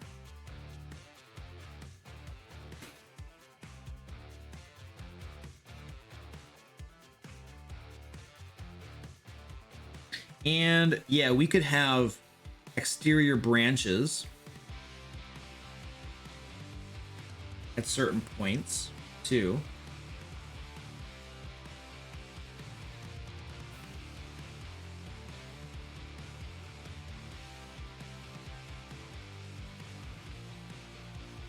There's like branches off the outside of it and stuff.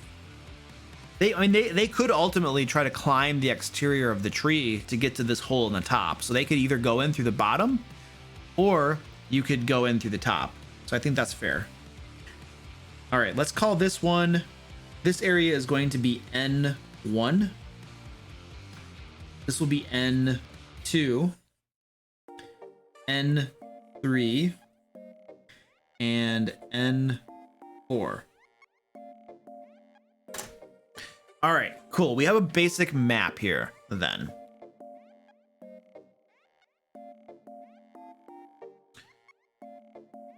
So now let's go back to this. So the murder of harpies has built its dwelling in a massive hollowed out tree that has been petrified, turned to stone by repeated cockatrice contact. The large roots at the base of the tree, area N1, are hollowed out 2 and can be used to enter the bottom level, the lower level. Squeaky, you're crazy. Look at him, he's just sitting here. Lower level of the tree. I don't know what you want. Do you want to come up on my lap? What is your problem? We have to do our cat strike too. Did somebody redeem a cat strike? I think they did.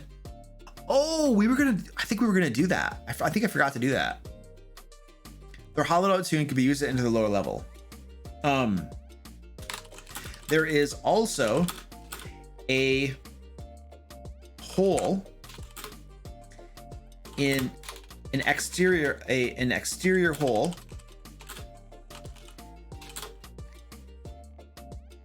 in the wall of the highest level, area N4, that can be used to enter the tree.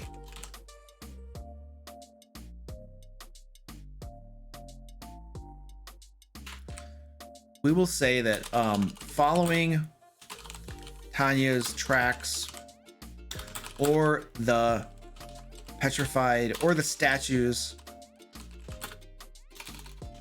eventually leads the characters to the Harpy Nest.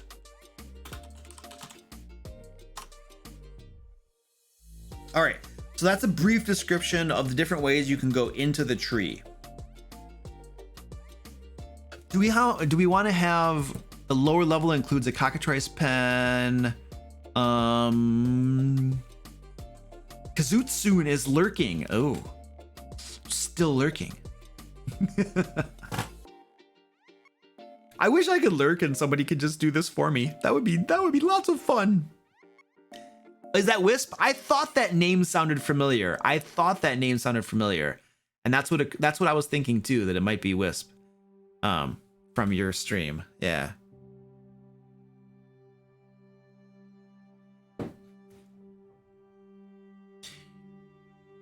Thinking point. What level is Tanya on? Yeah, are they gonna find Tanya? Like, are they gonna run into her? Maybe she's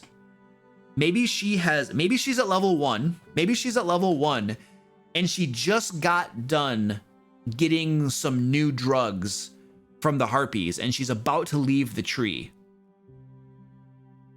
Maybe that's where like they run into her. Shh, don't tell anyone. Well, it's too late. Wisp, everybody knows now. Kazootsoon caught climbing out the roots. Maybe she's exiting. Yeah, she might be exiting it or something. It's a lie. It's not a lie.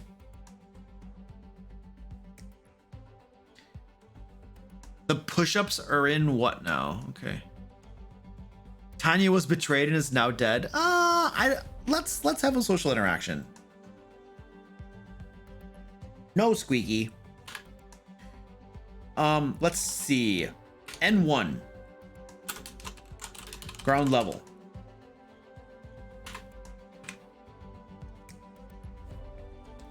So is there anything of interest here besides Tanya? Is there anything else that we would put? So just for reference in the map. So N1 is the ground level.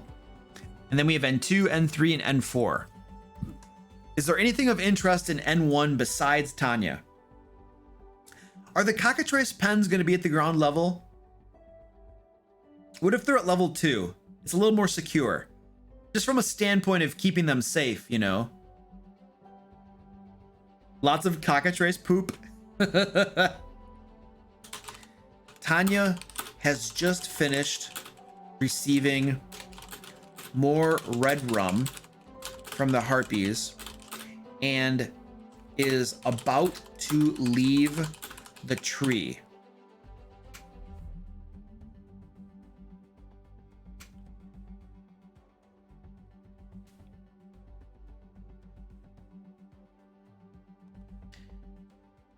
The pens are on N2. N3 is the lab for manufacturing drugs. Oh, that could work. And then N4, is that just where the harpies live?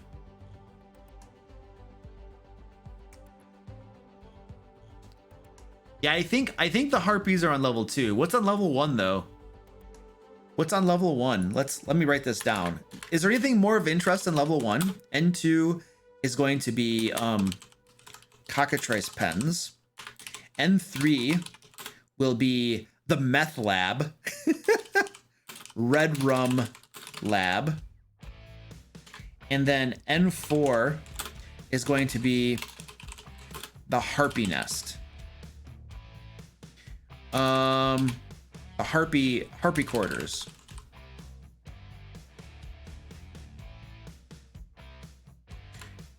What about N1? Is there anything you can put here?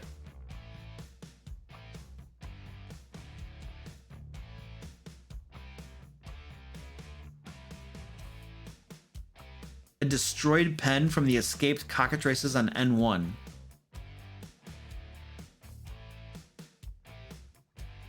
Poop and bones? Yeah, it could just be cockatrice poop.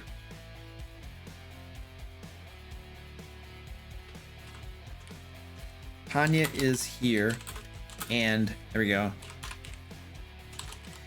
This could be like refuse.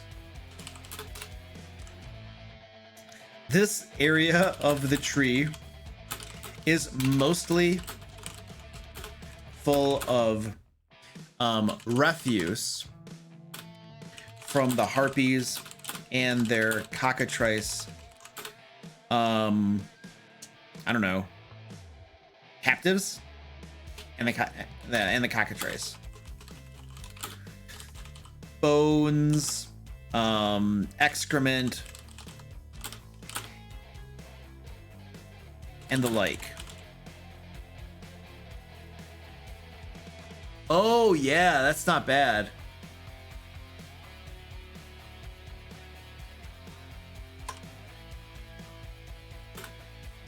Characters who enter this area must succeed on a DC 12 Constitution saving throw or vomit up their last meal.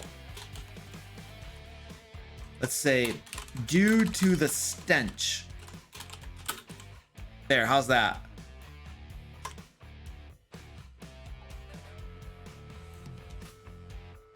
So if Tanya's here, some random small treasure. Okay. Yeah, let's put some sort of treasure in the poop if they go through it. They could find. What kind of treasure could we put here? Something very minor. This is a level 2 adventure, so let's not go crazy. Yeah, Squeaky, what? Come here. Come here. Come here. You are such a baby. You are such a baby. I'm giving you attention now. Are you happy?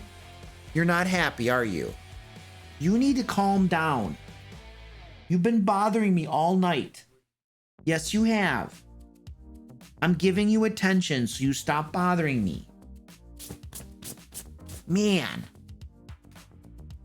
1d4 trinkets, gems. Oh, let's do gems. A wand of smiles. That's awesome. Buried in the excrement are 1d4 gems worth 10 gold pieces each. A character can find them with a successful DC 14 wisdom perception check, or by declaring they are sifting through The poop. I'm gonna go dig through the poop, see what I find. Oh, really? Are you sure about that? Yes, I'm very sure. Yeah.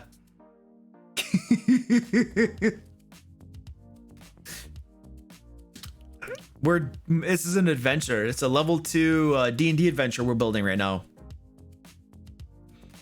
Sifting through should require another Constitution save. Yeah, maybe. All right, let's go to the next level. So Tanya's here. They can have a little interaction. Gnome, commoner. There we go. She's just a gnome. She's a normal gnome. What if she's an apprentice or something? What if she's like an apprentice? Because apprentice is a thing. Hold on a second. Let's get another tab open. We don't have enough tabs open. Because they might end up fighting her. Who knows? Apprentice wizard. She could be like an apprentice wizard. Which is still pretty trivial. But you know, she's got some stuff that she can do. So yeah, maybe she's just an apprentice wizard. Let's just do that. Squeaky, I don't know what you want. I can't satisfy. I don't know what you want. You just keep bothering me. I don't know. Maybe Squeaky needs some red rum. Let's make Tanya an apprentice wizard.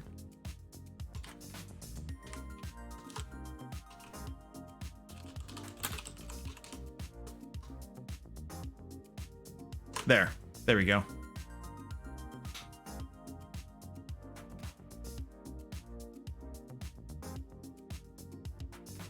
Okay, let's keep moving. Let's keep moving. Cockatrice pens.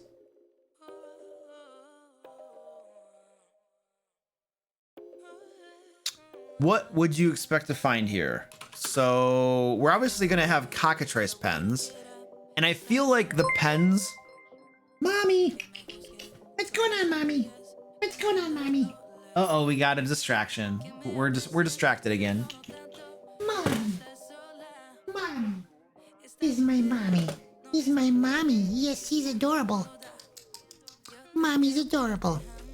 So the cockatrice pens, I feel like the pens would probably have to be made out of like metal or something. Otherwise, the cockatrices would probably, if it were made out of wood, they would just like destroy them or something. What else could they find in the cockatrice pen area besides cockatrices? Something of interest there. Goliath Cleric, we're doing very well at moving through and creating this adventure. We have an hour left to go, and we're doing very well. What's my mommy doing? Because my mommy's adorable. Yeah.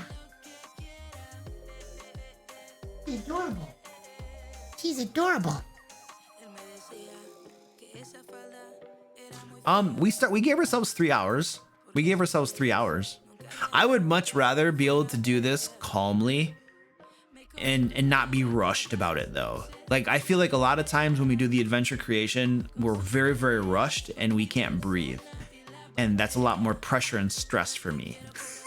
So it's better to just be able to be like, whew, take it easy as we do it. You know what I'm saying? Anything else interesting we can put up here? Eggs? Cockatrice eggs maybe? Yes, barrels of bloody meats. Oh, I like that idea.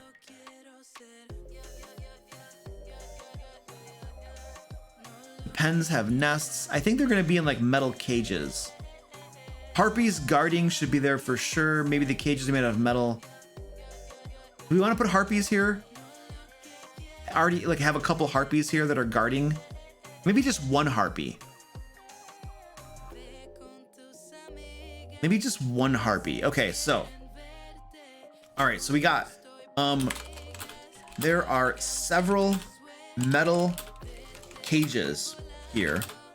They're probably large. Several large metal cages here containing, let's make there be a lot of cockatrices. We could have a total of like 13 cockatrices. Now, that would be a completely overwhelming encounter, but they're in cages. So the players could easily kill them if they wanted to, because they're locked up in cages. Off to one side are 7 barrels containing bloody meat that the harpies feed to the cockatrices.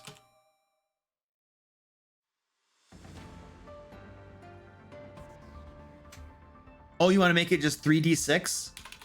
Just make it random, 3d6. We could do that.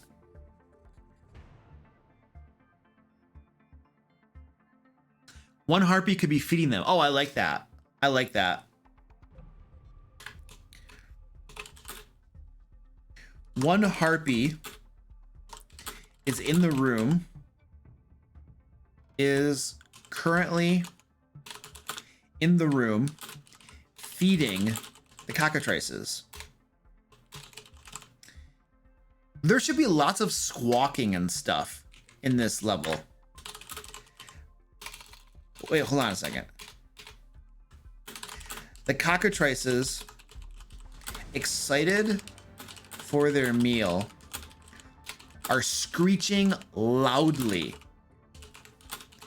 filling the area with a cacophony of sound. With a cacophony. Is that right? Is that proper English? With cacophony. I think that's...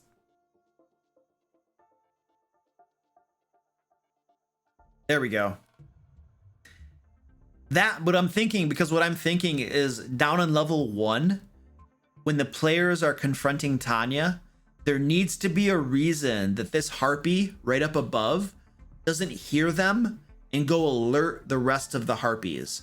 Because I kind of don't want to have the entire dungeon descend down on the players right at the beginning. You know what I mean?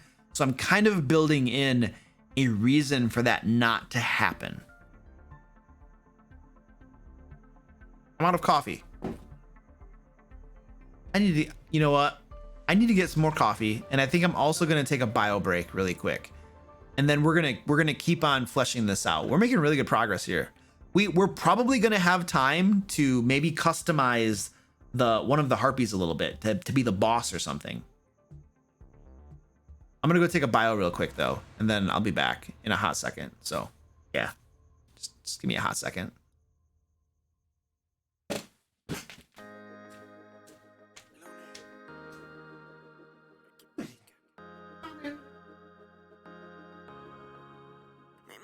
Tus labios, pero en otra mujer. Por más que quiera, la distancia no se acaba. ¿Qué harías si tus manos volvieran otra vez? O si el amor que un día te tuve fuera más grande que las nubes. Fuera más grande que las nubes. Otra vez, tú te vas. Sabes que nuestra relación no va para ningún lugar. Otra vez, tú te vas. Y pa' que quede claro contigo, ahora solo somos amigos. Goodbye, tanto que te deseé.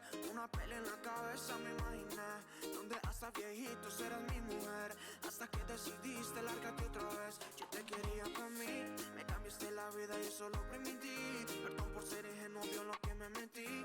La calle sin salida me olía a ti, olía a ti. Pero te dio tan fácil a mí mentirme que me amabas, que me quisiste, si hiciste eso. Y esos besos no eran de amor. Pero te dio tan fácil a mí mentirme que me amabas, que me quisiste, si hiciste eso. Y esos besos no eran de amor. Otra vez, tú te vas. Sabes que nuestra relación no va para ningún lugar. Otra vez, tú te vas. Y pa' que quede claro. This is my last cup of coffee.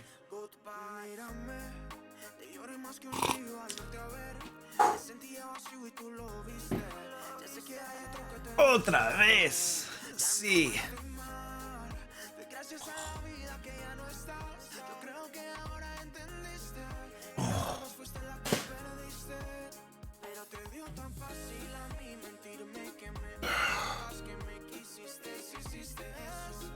You could use some coffee too, Robot Master. I know, it's my last coffee. I'm just gonna wait for this ad to run out and then we'll keep working on this. Take a moment to breathe and relax and stretch.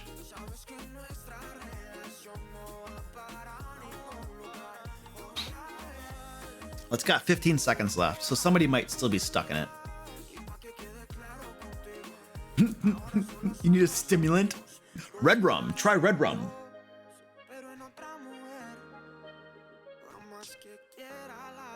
There we go. All right. We're done through the ads now. We can go back into our junk.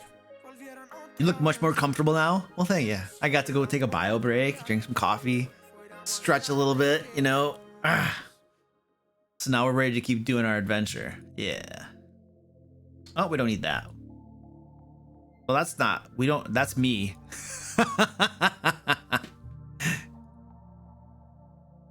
All right, so I think this is good.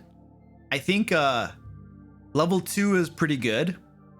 I think we're on to level 3, which is the Red Rum Lab.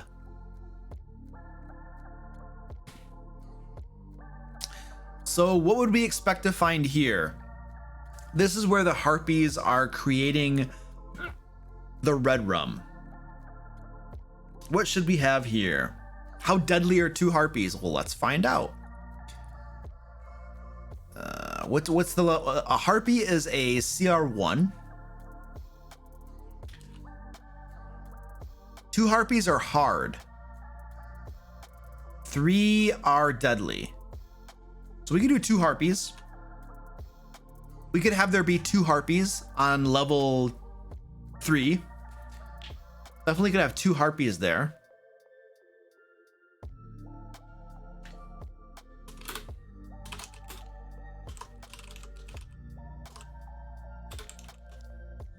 Boiling cauldrons, okay.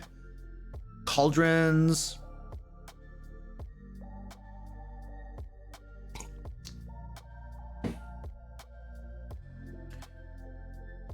With a terrain effect. Glass tubes and bikes, supposedly hard.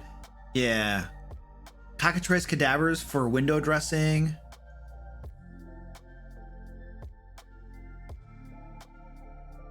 Ooh, with the paste spread out on cloth drying. Oh, yeah. Okay, so here there are 2 cauldrons boiling over fires and several tables and several tables. 2 tables are full of beakers, vials. What are some other types of alchemy equipment that we could put here? What are different types of alchemy equipment?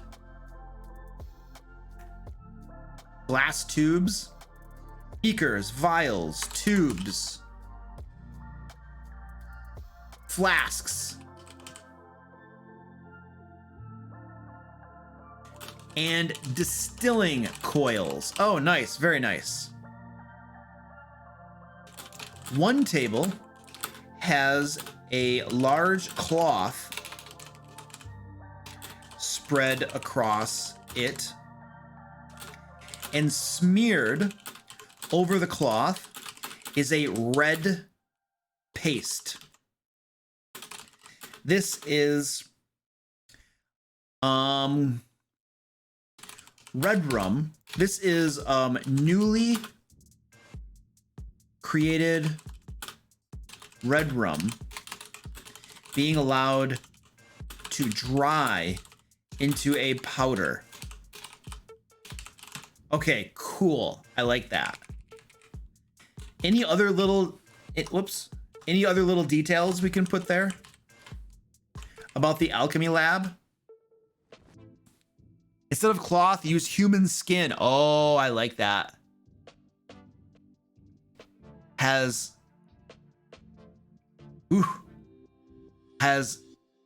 human skin. Nice.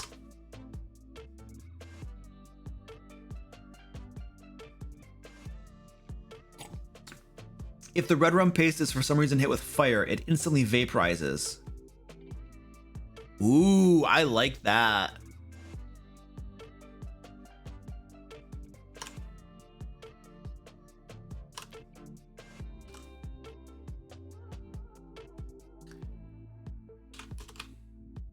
If the red rum paste is for some reason hit with fire, it instantly vaporizes, and creatures must make a DC 10 Constitution saving throw or suffer the effects of red rum consumption.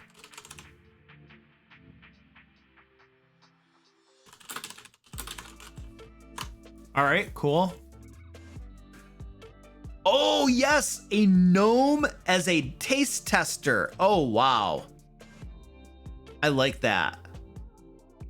Oh, yes. 2d12 jars of completed red rum. Okay, great. I like that. A cabinet contains 2d12 jars of red rum.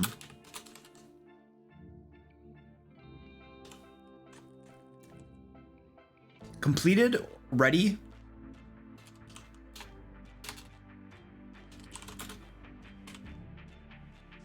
Or would they have given all of the red rum to Tanya? I think they might have, maybe they already gave the red rum to Tanya because Tanya was down below. Maybe it's just empty jars. I think it's just empty jars. Empty jars used to hold red rum. I think Tanya's gonna have it. She has 2d12 jars of red rum stuffed in a sack slung over one shoulder. All right, cool. So they catch Tanya red-handed with red rum as she's leaving the place.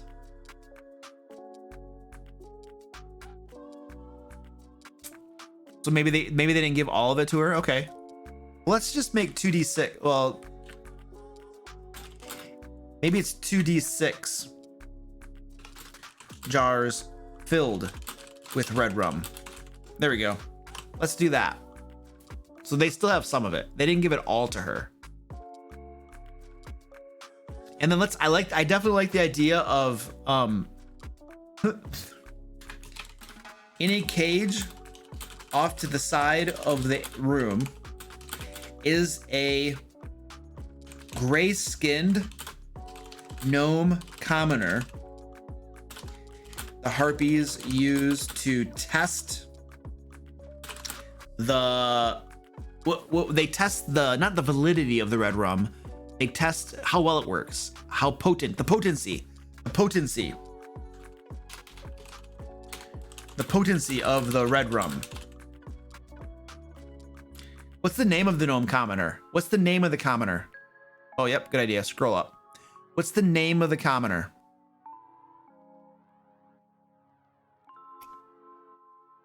We need a name for him.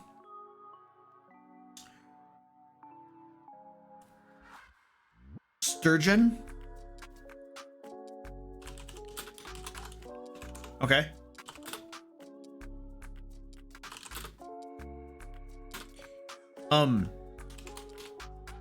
He is the latest test subject, as it doesn't take too long for test subjects to become fully stoned.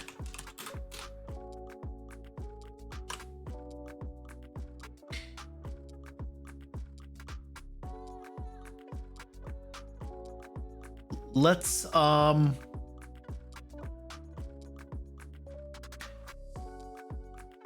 what are the harpies doing here?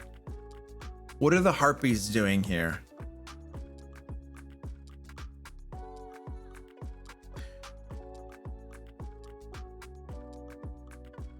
What are the harpies doing?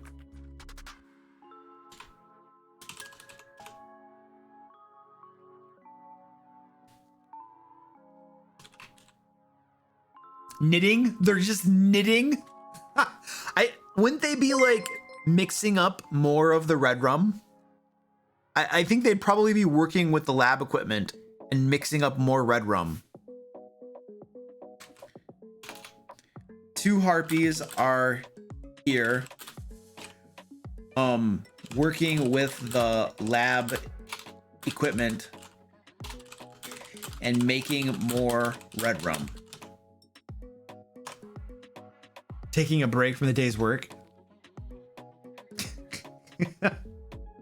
The harpies are just watching the same way that Jesse Pinkman watches Walt the first time they cook together because they don't understand what's going on. Who's doing the cooking then?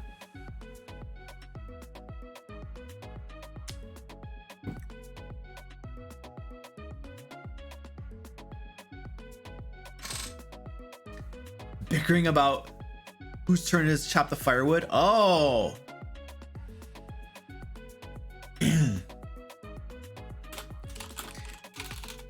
They are currently, as they work, they are bickering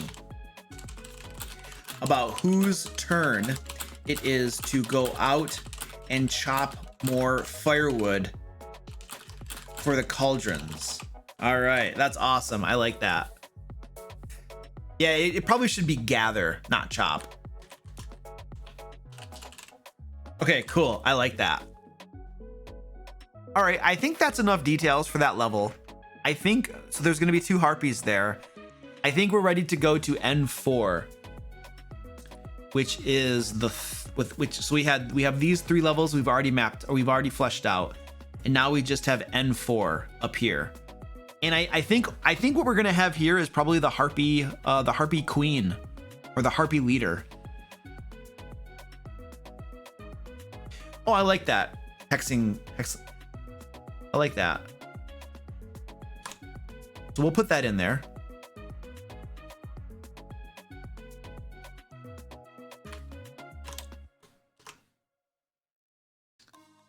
So we have Sturgeon is the owner of a tavern back in the village. If freed, he promises free drinks from his tavern for life. Cool. I like that. There's holes. There are holes. We should probably write that at the let's put that at the beginning here. Each level of the tree has holes in the floor that the harpies use to fly from level to level. And the holes are on the map. I didn't really write it in. I could probably put a key on here. So let's start at the top. Let's write down 1 square equals 5 feet. And then we'll do like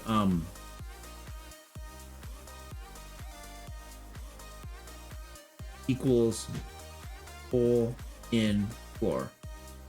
Yeah, so there are holes in the floor that they use to get from level to level. Now, how the players get from floor to floor, I don't really care. That's not my problem. That's the player's problem to figure out. And that's their creativity to use. Rubber! Thank you for the prime, dude. I appreciate that, man. It's really cool. You don't have a lot of vowels in your name, so it's kind of hard to say that. I'm just going with rubber. What's the height of each room? Oh, that's a good question. I think it's probably about maybe 10 feet or so. The ceiling in each room is about 10 feet high. Let's do that. 15 feet? Okay, you win. 15 feet. 15 feet high. All right, now let's get back to level 4. This is the Harpy Quarters. Yeah, at least 15 feet so the Harpies could technically fly out of range. Yeah, I like that. Harpy Quarters. So, the Harpy Queen, is she a queen? She's like the leader of the murder. The Murder Queen. Ooh, a throne made of twigs and branches. Nice. The Harpy Queen, what's her name again? Gwendolyn? Gwendolyn.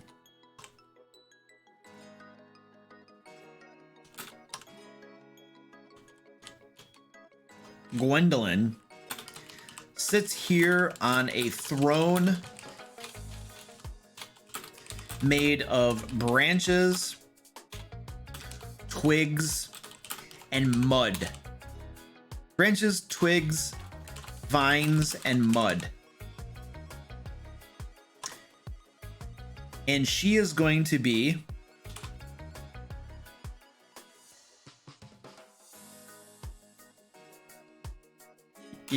okay. The Harpy Murderer, the Matriarch.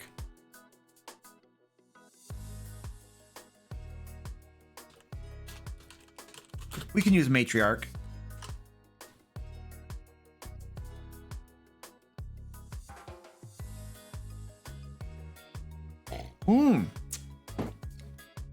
Made of branches, twigs, vines, and mud.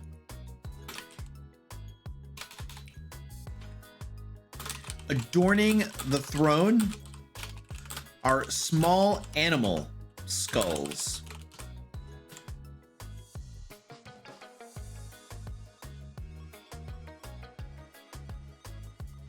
I don't think they can copyright Matriarch. No, I don't think you can copyright that. It's a common word. So, if they get into a fight with the Harpies down here, would she go down and assist them? Or we don't have to worry about that necessarily. We could also say that what else is here besides her throne? Is that all that's in the room? Is there anything else in this room? Treasure, yeah.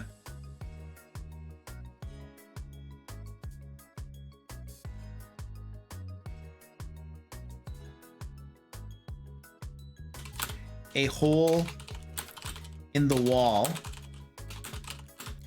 leads to the exterior of the tree. You know what I want to put up here? Let's go to the Harpy Nest.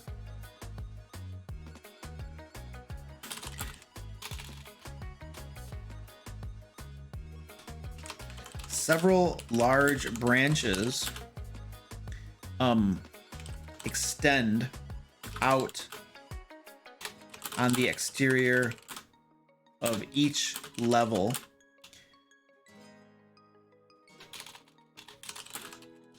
The tree's exterior has several large branches at varying heights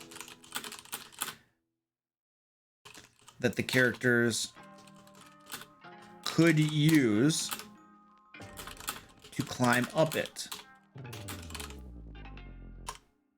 I don't know. I just wanted to kind of put something there to mention the large branches. Harpies have a penchant for baubles.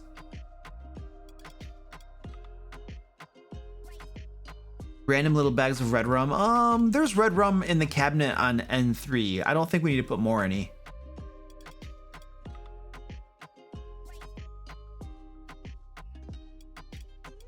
It's their quarters, so would there be a large nest?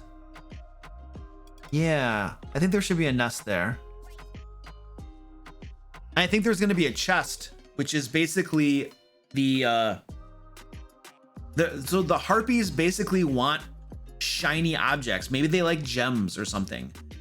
So Tanya is basically selling the red rum in exchange for gems and gold from the gnomes. Tanya keeps a portion of it, and then she gives baubles or gems to the harpies.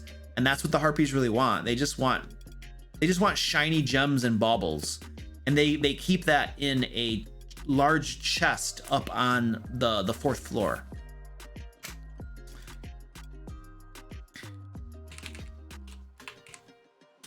Let's say a large nest. A large nest fills one side of the chamber. A large nest where the harpies sleep.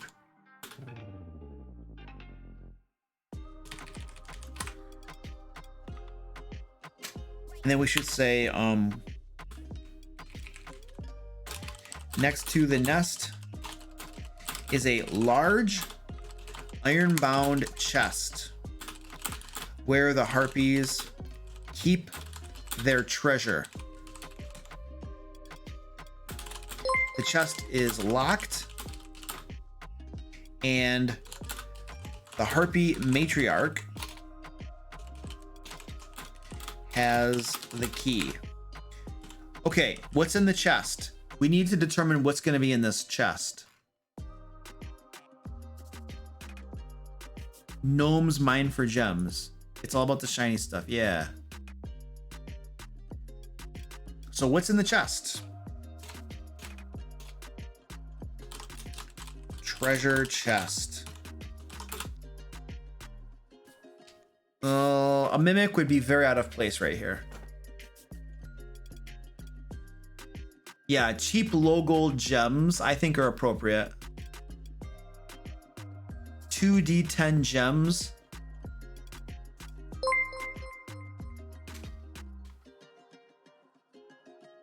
The chest contains the following: 2d10 gems worth 10 gold pieces each, 1d6 gems worth 25, oh 50, I think 50 gold pieces each. What other kinds of cool stuff? A ring of let's do, you know what, let's do this. Let's go to Volo's Guide to Monsters and use like a common magic item. Let's find a comic magic item. Not Volo's Guide to Monsters. Xanathar's Guide to Everything. There are common magic items that we can put in here that are not super powerful. Where are they? Let's find a common magic item that we could put in here. It's not super powerful because it's only a level 2 adventure, but it's something cool for them to find. Boots of False Tracks, a bead of nourishment, armor of gleaming, it never gets dirty. A candle of the deep. A charlatan's die, cloak of billowing. What do you guys think? Give me some ideas for cool common magic items that they could pick up. Any ideas? Anything from Xanathar's Guide to Everything. A dread helm. Enduring spellbook. Something that harpies would find shiny or interesting. Yeah, that's good. A boomerang of non-returning. The candle seemed like something a harpy would like. Yeah, maybe. We might go. We have an eye. What about this? An artificial eye.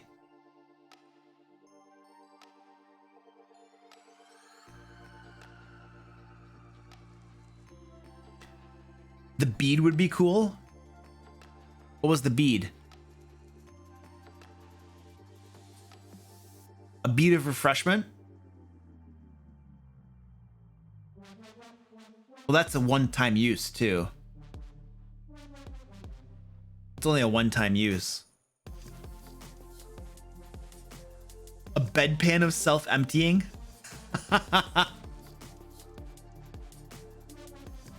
moon touch sword, a mystery key, orb of direction, an orb of time. Those are more shiny things. Let's do an orb of direction. Let's do orb of direction. Orb of direction. And I like that. We can do the eye. Where was the eye? Ursat's eye. Ursat's eye.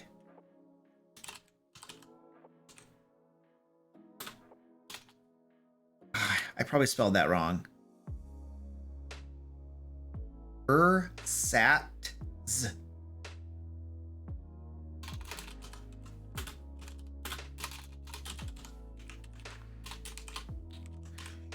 Okay, cool. How's that?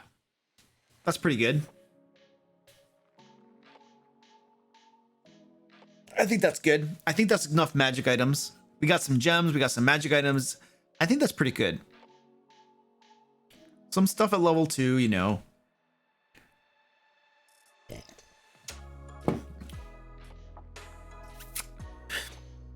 So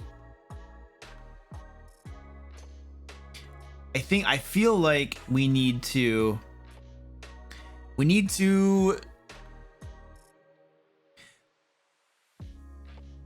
customize the Harpy Matriarch, Gwendolyn. Yeah, it's time to modify the Matriarch. The Harpy Matriarch. See stats below. All right, so we need to modify her a little bit. Harpy Matriarch.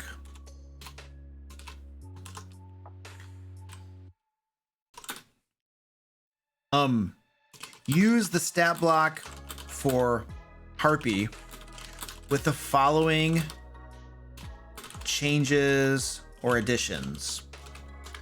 All right, so let's just start with Harpy. Let's start with the stat block for a Harpy, and then let's just modify it. We wanna make it a little bit smarter. Okay, she has a 14 intelligence. I like that.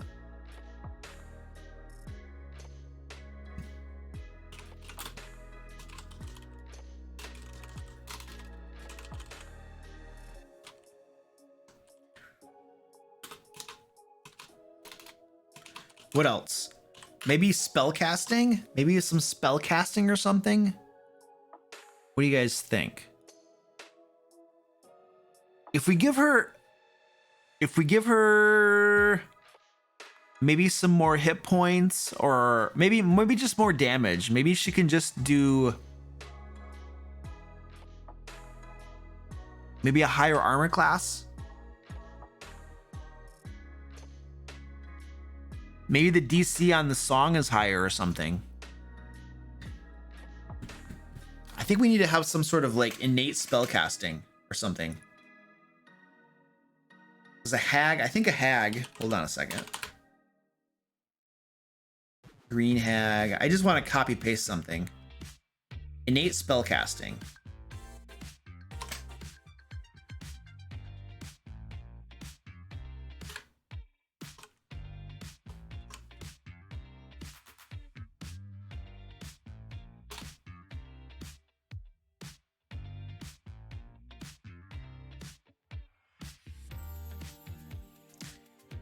And then we'll say, yeah, let's give her an innate spellcasting. Her spellcasting modifier it could be her charisma.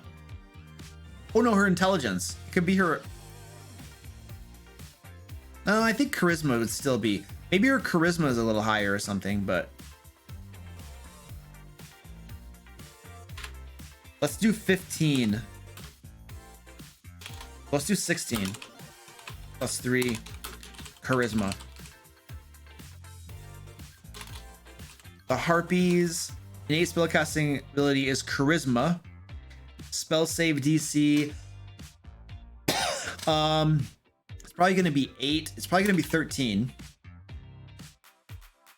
And what can she cast?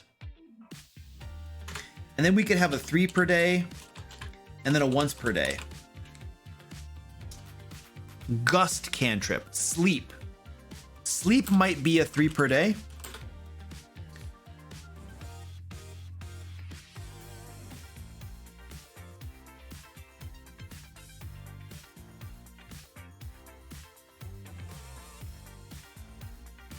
The maximum hit points equals 78 plus 7.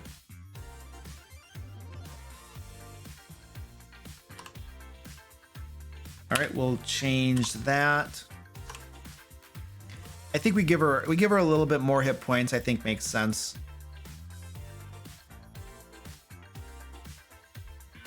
Oh, give her maximum hit dice.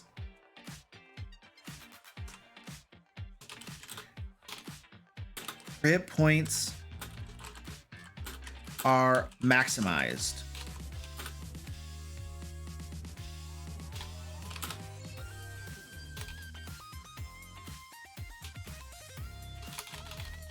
She has the maximum hit points for a Harpy. 63. I'm assuming that you did the math. That's the 63, 56 plus 7 or something. Yeah. Okay, cool.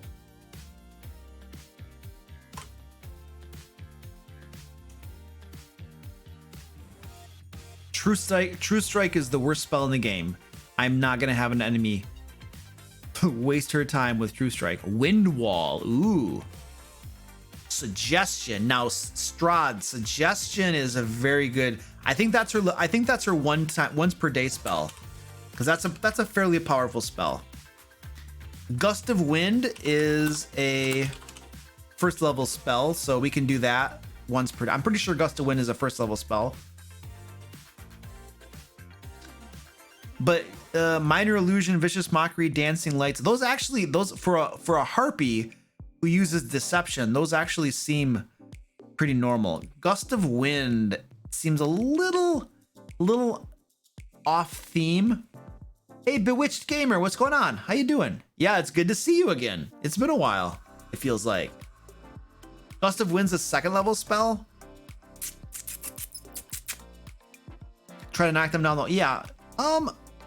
Yeah, it's second level, but I think it's okay to have this as a 3 per day. I think that's okay. I don't have a problem with that. Let's have one more 3 per day.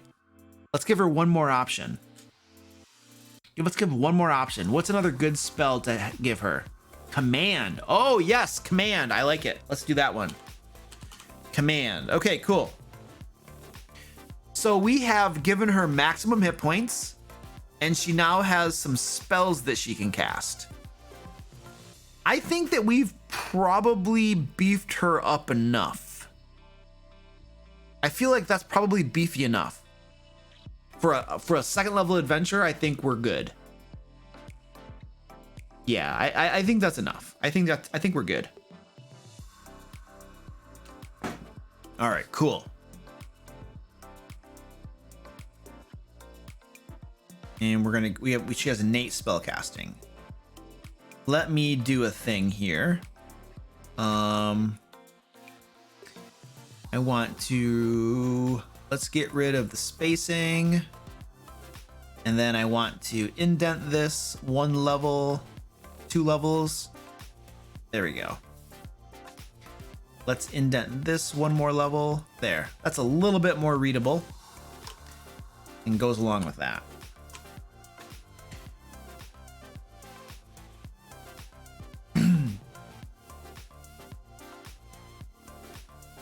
And I think we have that done. We have some loot in there. And I think we're ready for the conclusion here. So basically, the conclusion is once the characters have Squeaky, this cat. Squeaky, you can see his head popping up here. What, Squeaky? What's wrong?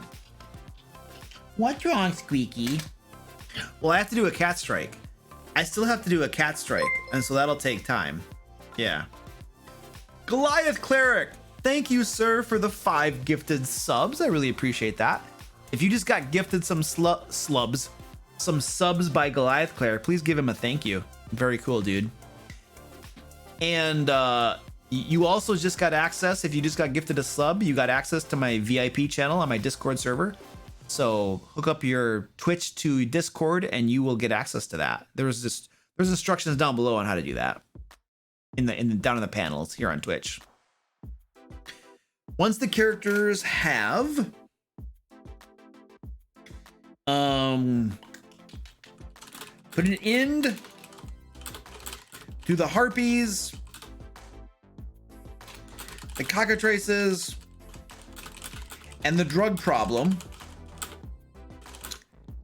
the mayor will reward them as promised. His daughter's hand in marriage or some gems.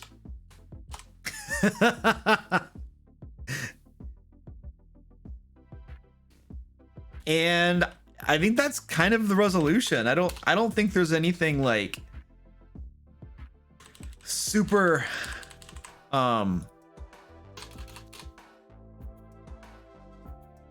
spectacular here for resolution. Are we done? Oh, what about some random encounters in the forest? What could be some random encounters? Oh, that's right. It was healing potions. Hold on a second. We had changed that. Yeah, it wasn't gems. It was healing potions. Or potions of healing. All right, random encounters. A choker vine.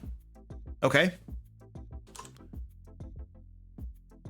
1 choker vine. Whoa, what? Wait, hold on a second. Let's just look this up really quick. What level is a choker vine?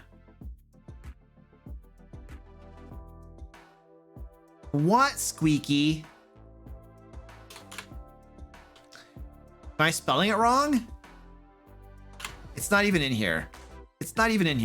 Scratch that. We're not doing that. It either doesn't exist or D&D Beyond can't find it.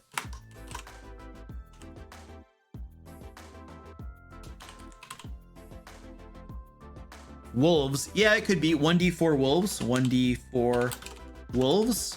Okay, what else? 1d4 minus 2 cockatrices.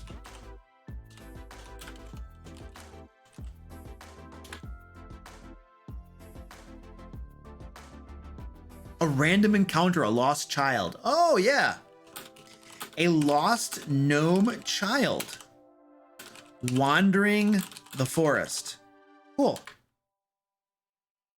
What kind of blights? Twig blights? 1d4 plus 2 twig blights. Twig blights are really easy, so I think that's probably fine.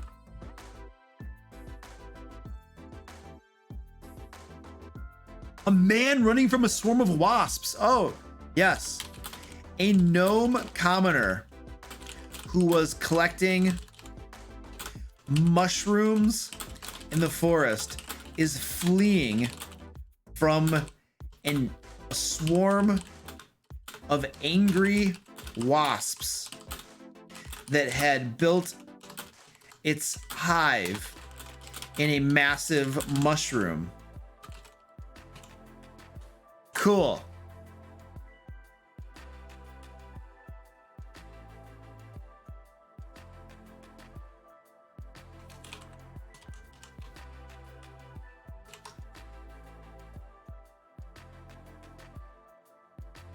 That's pretty good. Okay, let's name this adventure, you guys. I think it's time to name the adventure. I think we've fleshed out pretty much everything. We're just gonna say one. We didn't actually roll, but I was kind of eyeballing our treasure to make sure we didn't give out way too much treasure. And we also had wolves. I don't know what level wolves are, but we had wolves in here. No, the wolves, they never fought the wolves. What's the name of the adventure?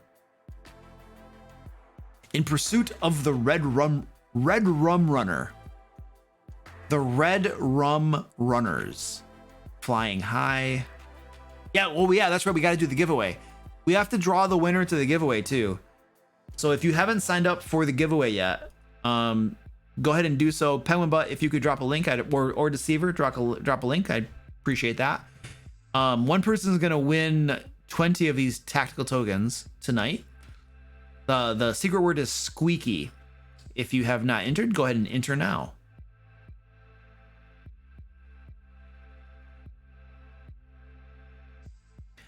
The red rum runner. I think the red rum runner. I can't even say it. The red rum runner. Or runners. The red rum runners. Or is it just runner?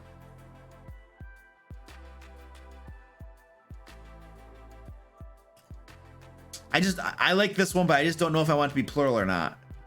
The red rum runner. I can't even say it. It's like a tongue twister. The red rum runner. That's such a tongue twister. You can barely say it. Plural because it's the harpies, because there's several of them. Wolves are CR1/4. Okay, cool. Thanks. I don't think they're never even gonna fight the wolves, so it doesn't. We actually don't have to list that. The red rum runners. Such a tongue twister. Okay, excellent. Cool, we got it named. And yeah, that's true. She's only, yeah, whatever. Oh well, it's all right. All right, cool, we have it named. And I think we're done with the adventure then. So we're gonna do, I think I have a redemption for a cat strike. So we're gonna get all of the chonkers on stream, or we're gonna get as many of the chonkers as possible on stream. So are you guys ready for this? Yeah, we're gonna do the giveaway too. Here is the chonker food. We're gonna see how many we can get.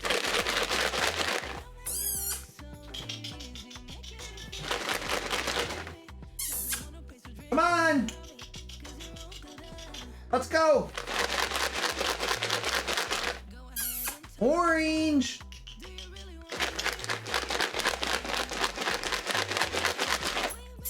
Mommy, come on. Get off your butt. I know, Squeaky. I know. Orange. Come on, Orange. Well, some of these cats are off camera and looking at me, and they're gonna miss out. Oh, here comes Mommy. Orange, get over here. Big baby. Uh-oh. Little guy. Little girl.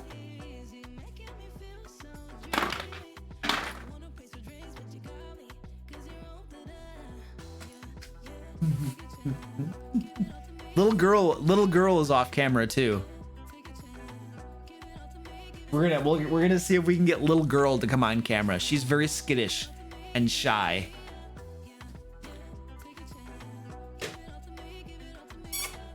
Come on, Orange. Let's go, Orange.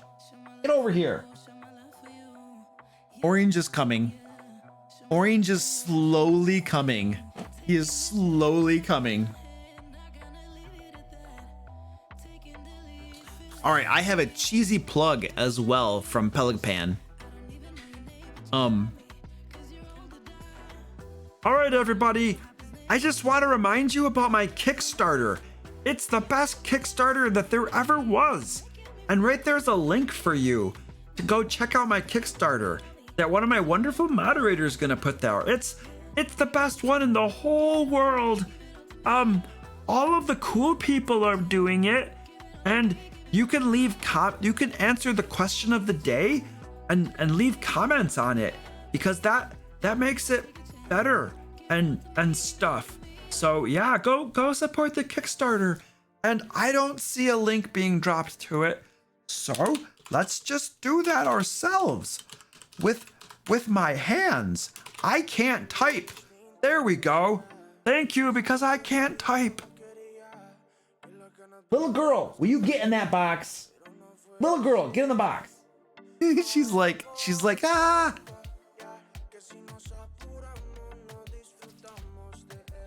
Little girl. Well, she was here for a second, then she wandered off. Orange is such a moron. He's just sitting there watching. Orange. Orange. Why don't you eat some food? He's so fat too. You'd think he'd be hungry. Okay, Squeaky's going in the box, it looks like. He got the food in the box. little girl. Little guy. We're missing little guy. Yeah, we had 6 of them. Little guy, I don't know where he is. He just realized he's not actually orange and is depressed. Yeah, he's a big tub. Squeaky has been the start. Well, Squeaky has been bothering the crap out of me, is what's been going on. All right, I'm gonna go into the giveaway thing, and we're gonna draw the winner to the giveaway. So, as you watch my cats eat. All right, this is the one. All right, drawing the winner of the tokens. You guys ready for this? Oh, poor guy. Yeah, I have... Little girl does not like going to the vet. She freaks out and just cries and whines in her cat carrying cage. All right, here we go. Drawing the winner. Drawing the winner. Draw that winner.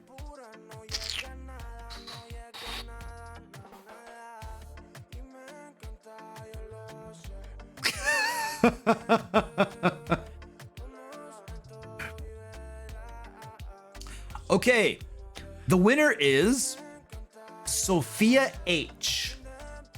Sophia H.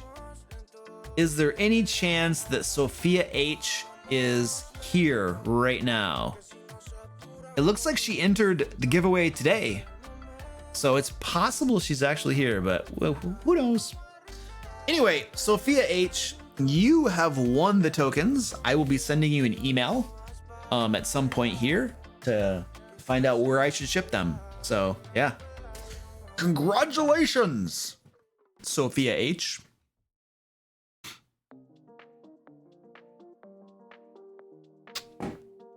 Now orange goes in the box. Orange goes in the box when it has already been eaten. All of the food has been eaten. He is way too slow. There's nothing there for you, Orange. Nothing there for you. Wow. All right, ladies and gentlemen, what we're gonna do now is we are going to raid somebody. We're going to find somebody playing D&D and we're gonna raid them. So that's what we're doing right now. But before we do that, I just want to thank you for hanging out, creating this awesome adventure. And I will have this ready for you guys all to use. I will have it posted on my site, thedmlayer.com, and there'll be links all over the place for you guys to get it, so that you guys can use this in your own games if you want to. And I'll be here again on, well, this Sunday here on Twitch. We're going to be playing Curse of Strahd. It'll be around 4 p.m. Eastern US time here on Twitch for Curse of Strahd. And obviously I stream on Mondays and Wednesdays here on Twitch as well. So we'll see you guys then. And right now we are going to find somebody that we can raid here. So let me find my Twitch thing. Let me go to Dungeons and Dragons here. And who is this? I want to see who this person is. I'm probably gonna get stuck on an ad. Oh man, I got stuck on an ad. I hate the pre-roll ads. Oh yeah, Steffi, you're gonna run this for your players? Cool. Are they like level 2 right now? I agree, Cricket. We have one of the best D&D communities online. I 100% agree with that. And lots of people have commented about how awesome our community is. Are we gonna raid Delwinsarin? Yeah, we might. We might for sure. I really like their game. Oh, I remember these folks. We raided these people before. We might raid them. There's a stream going on right now that I've raided before that I remember liking. So we might do them. Let's go over here and just take a little browse and see if anybody else sticks out to me. Because I do like raiding new folks from time to time as well, but we might go with an established, somebody we've already raided before. Let's just kind of scroll down and we'll see if anything kind of jumps out at us. If nothing jumps out, we're gonna go with these people we've raided before.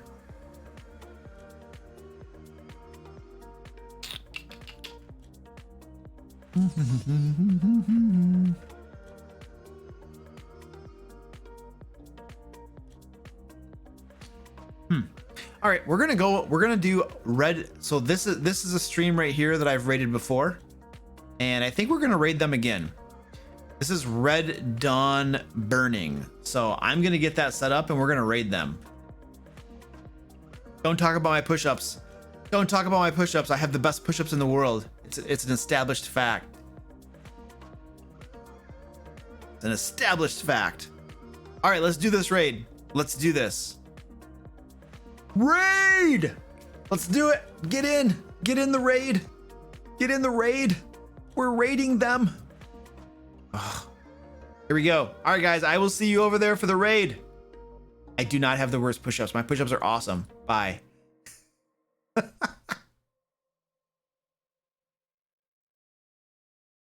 And stop streaming. Stop.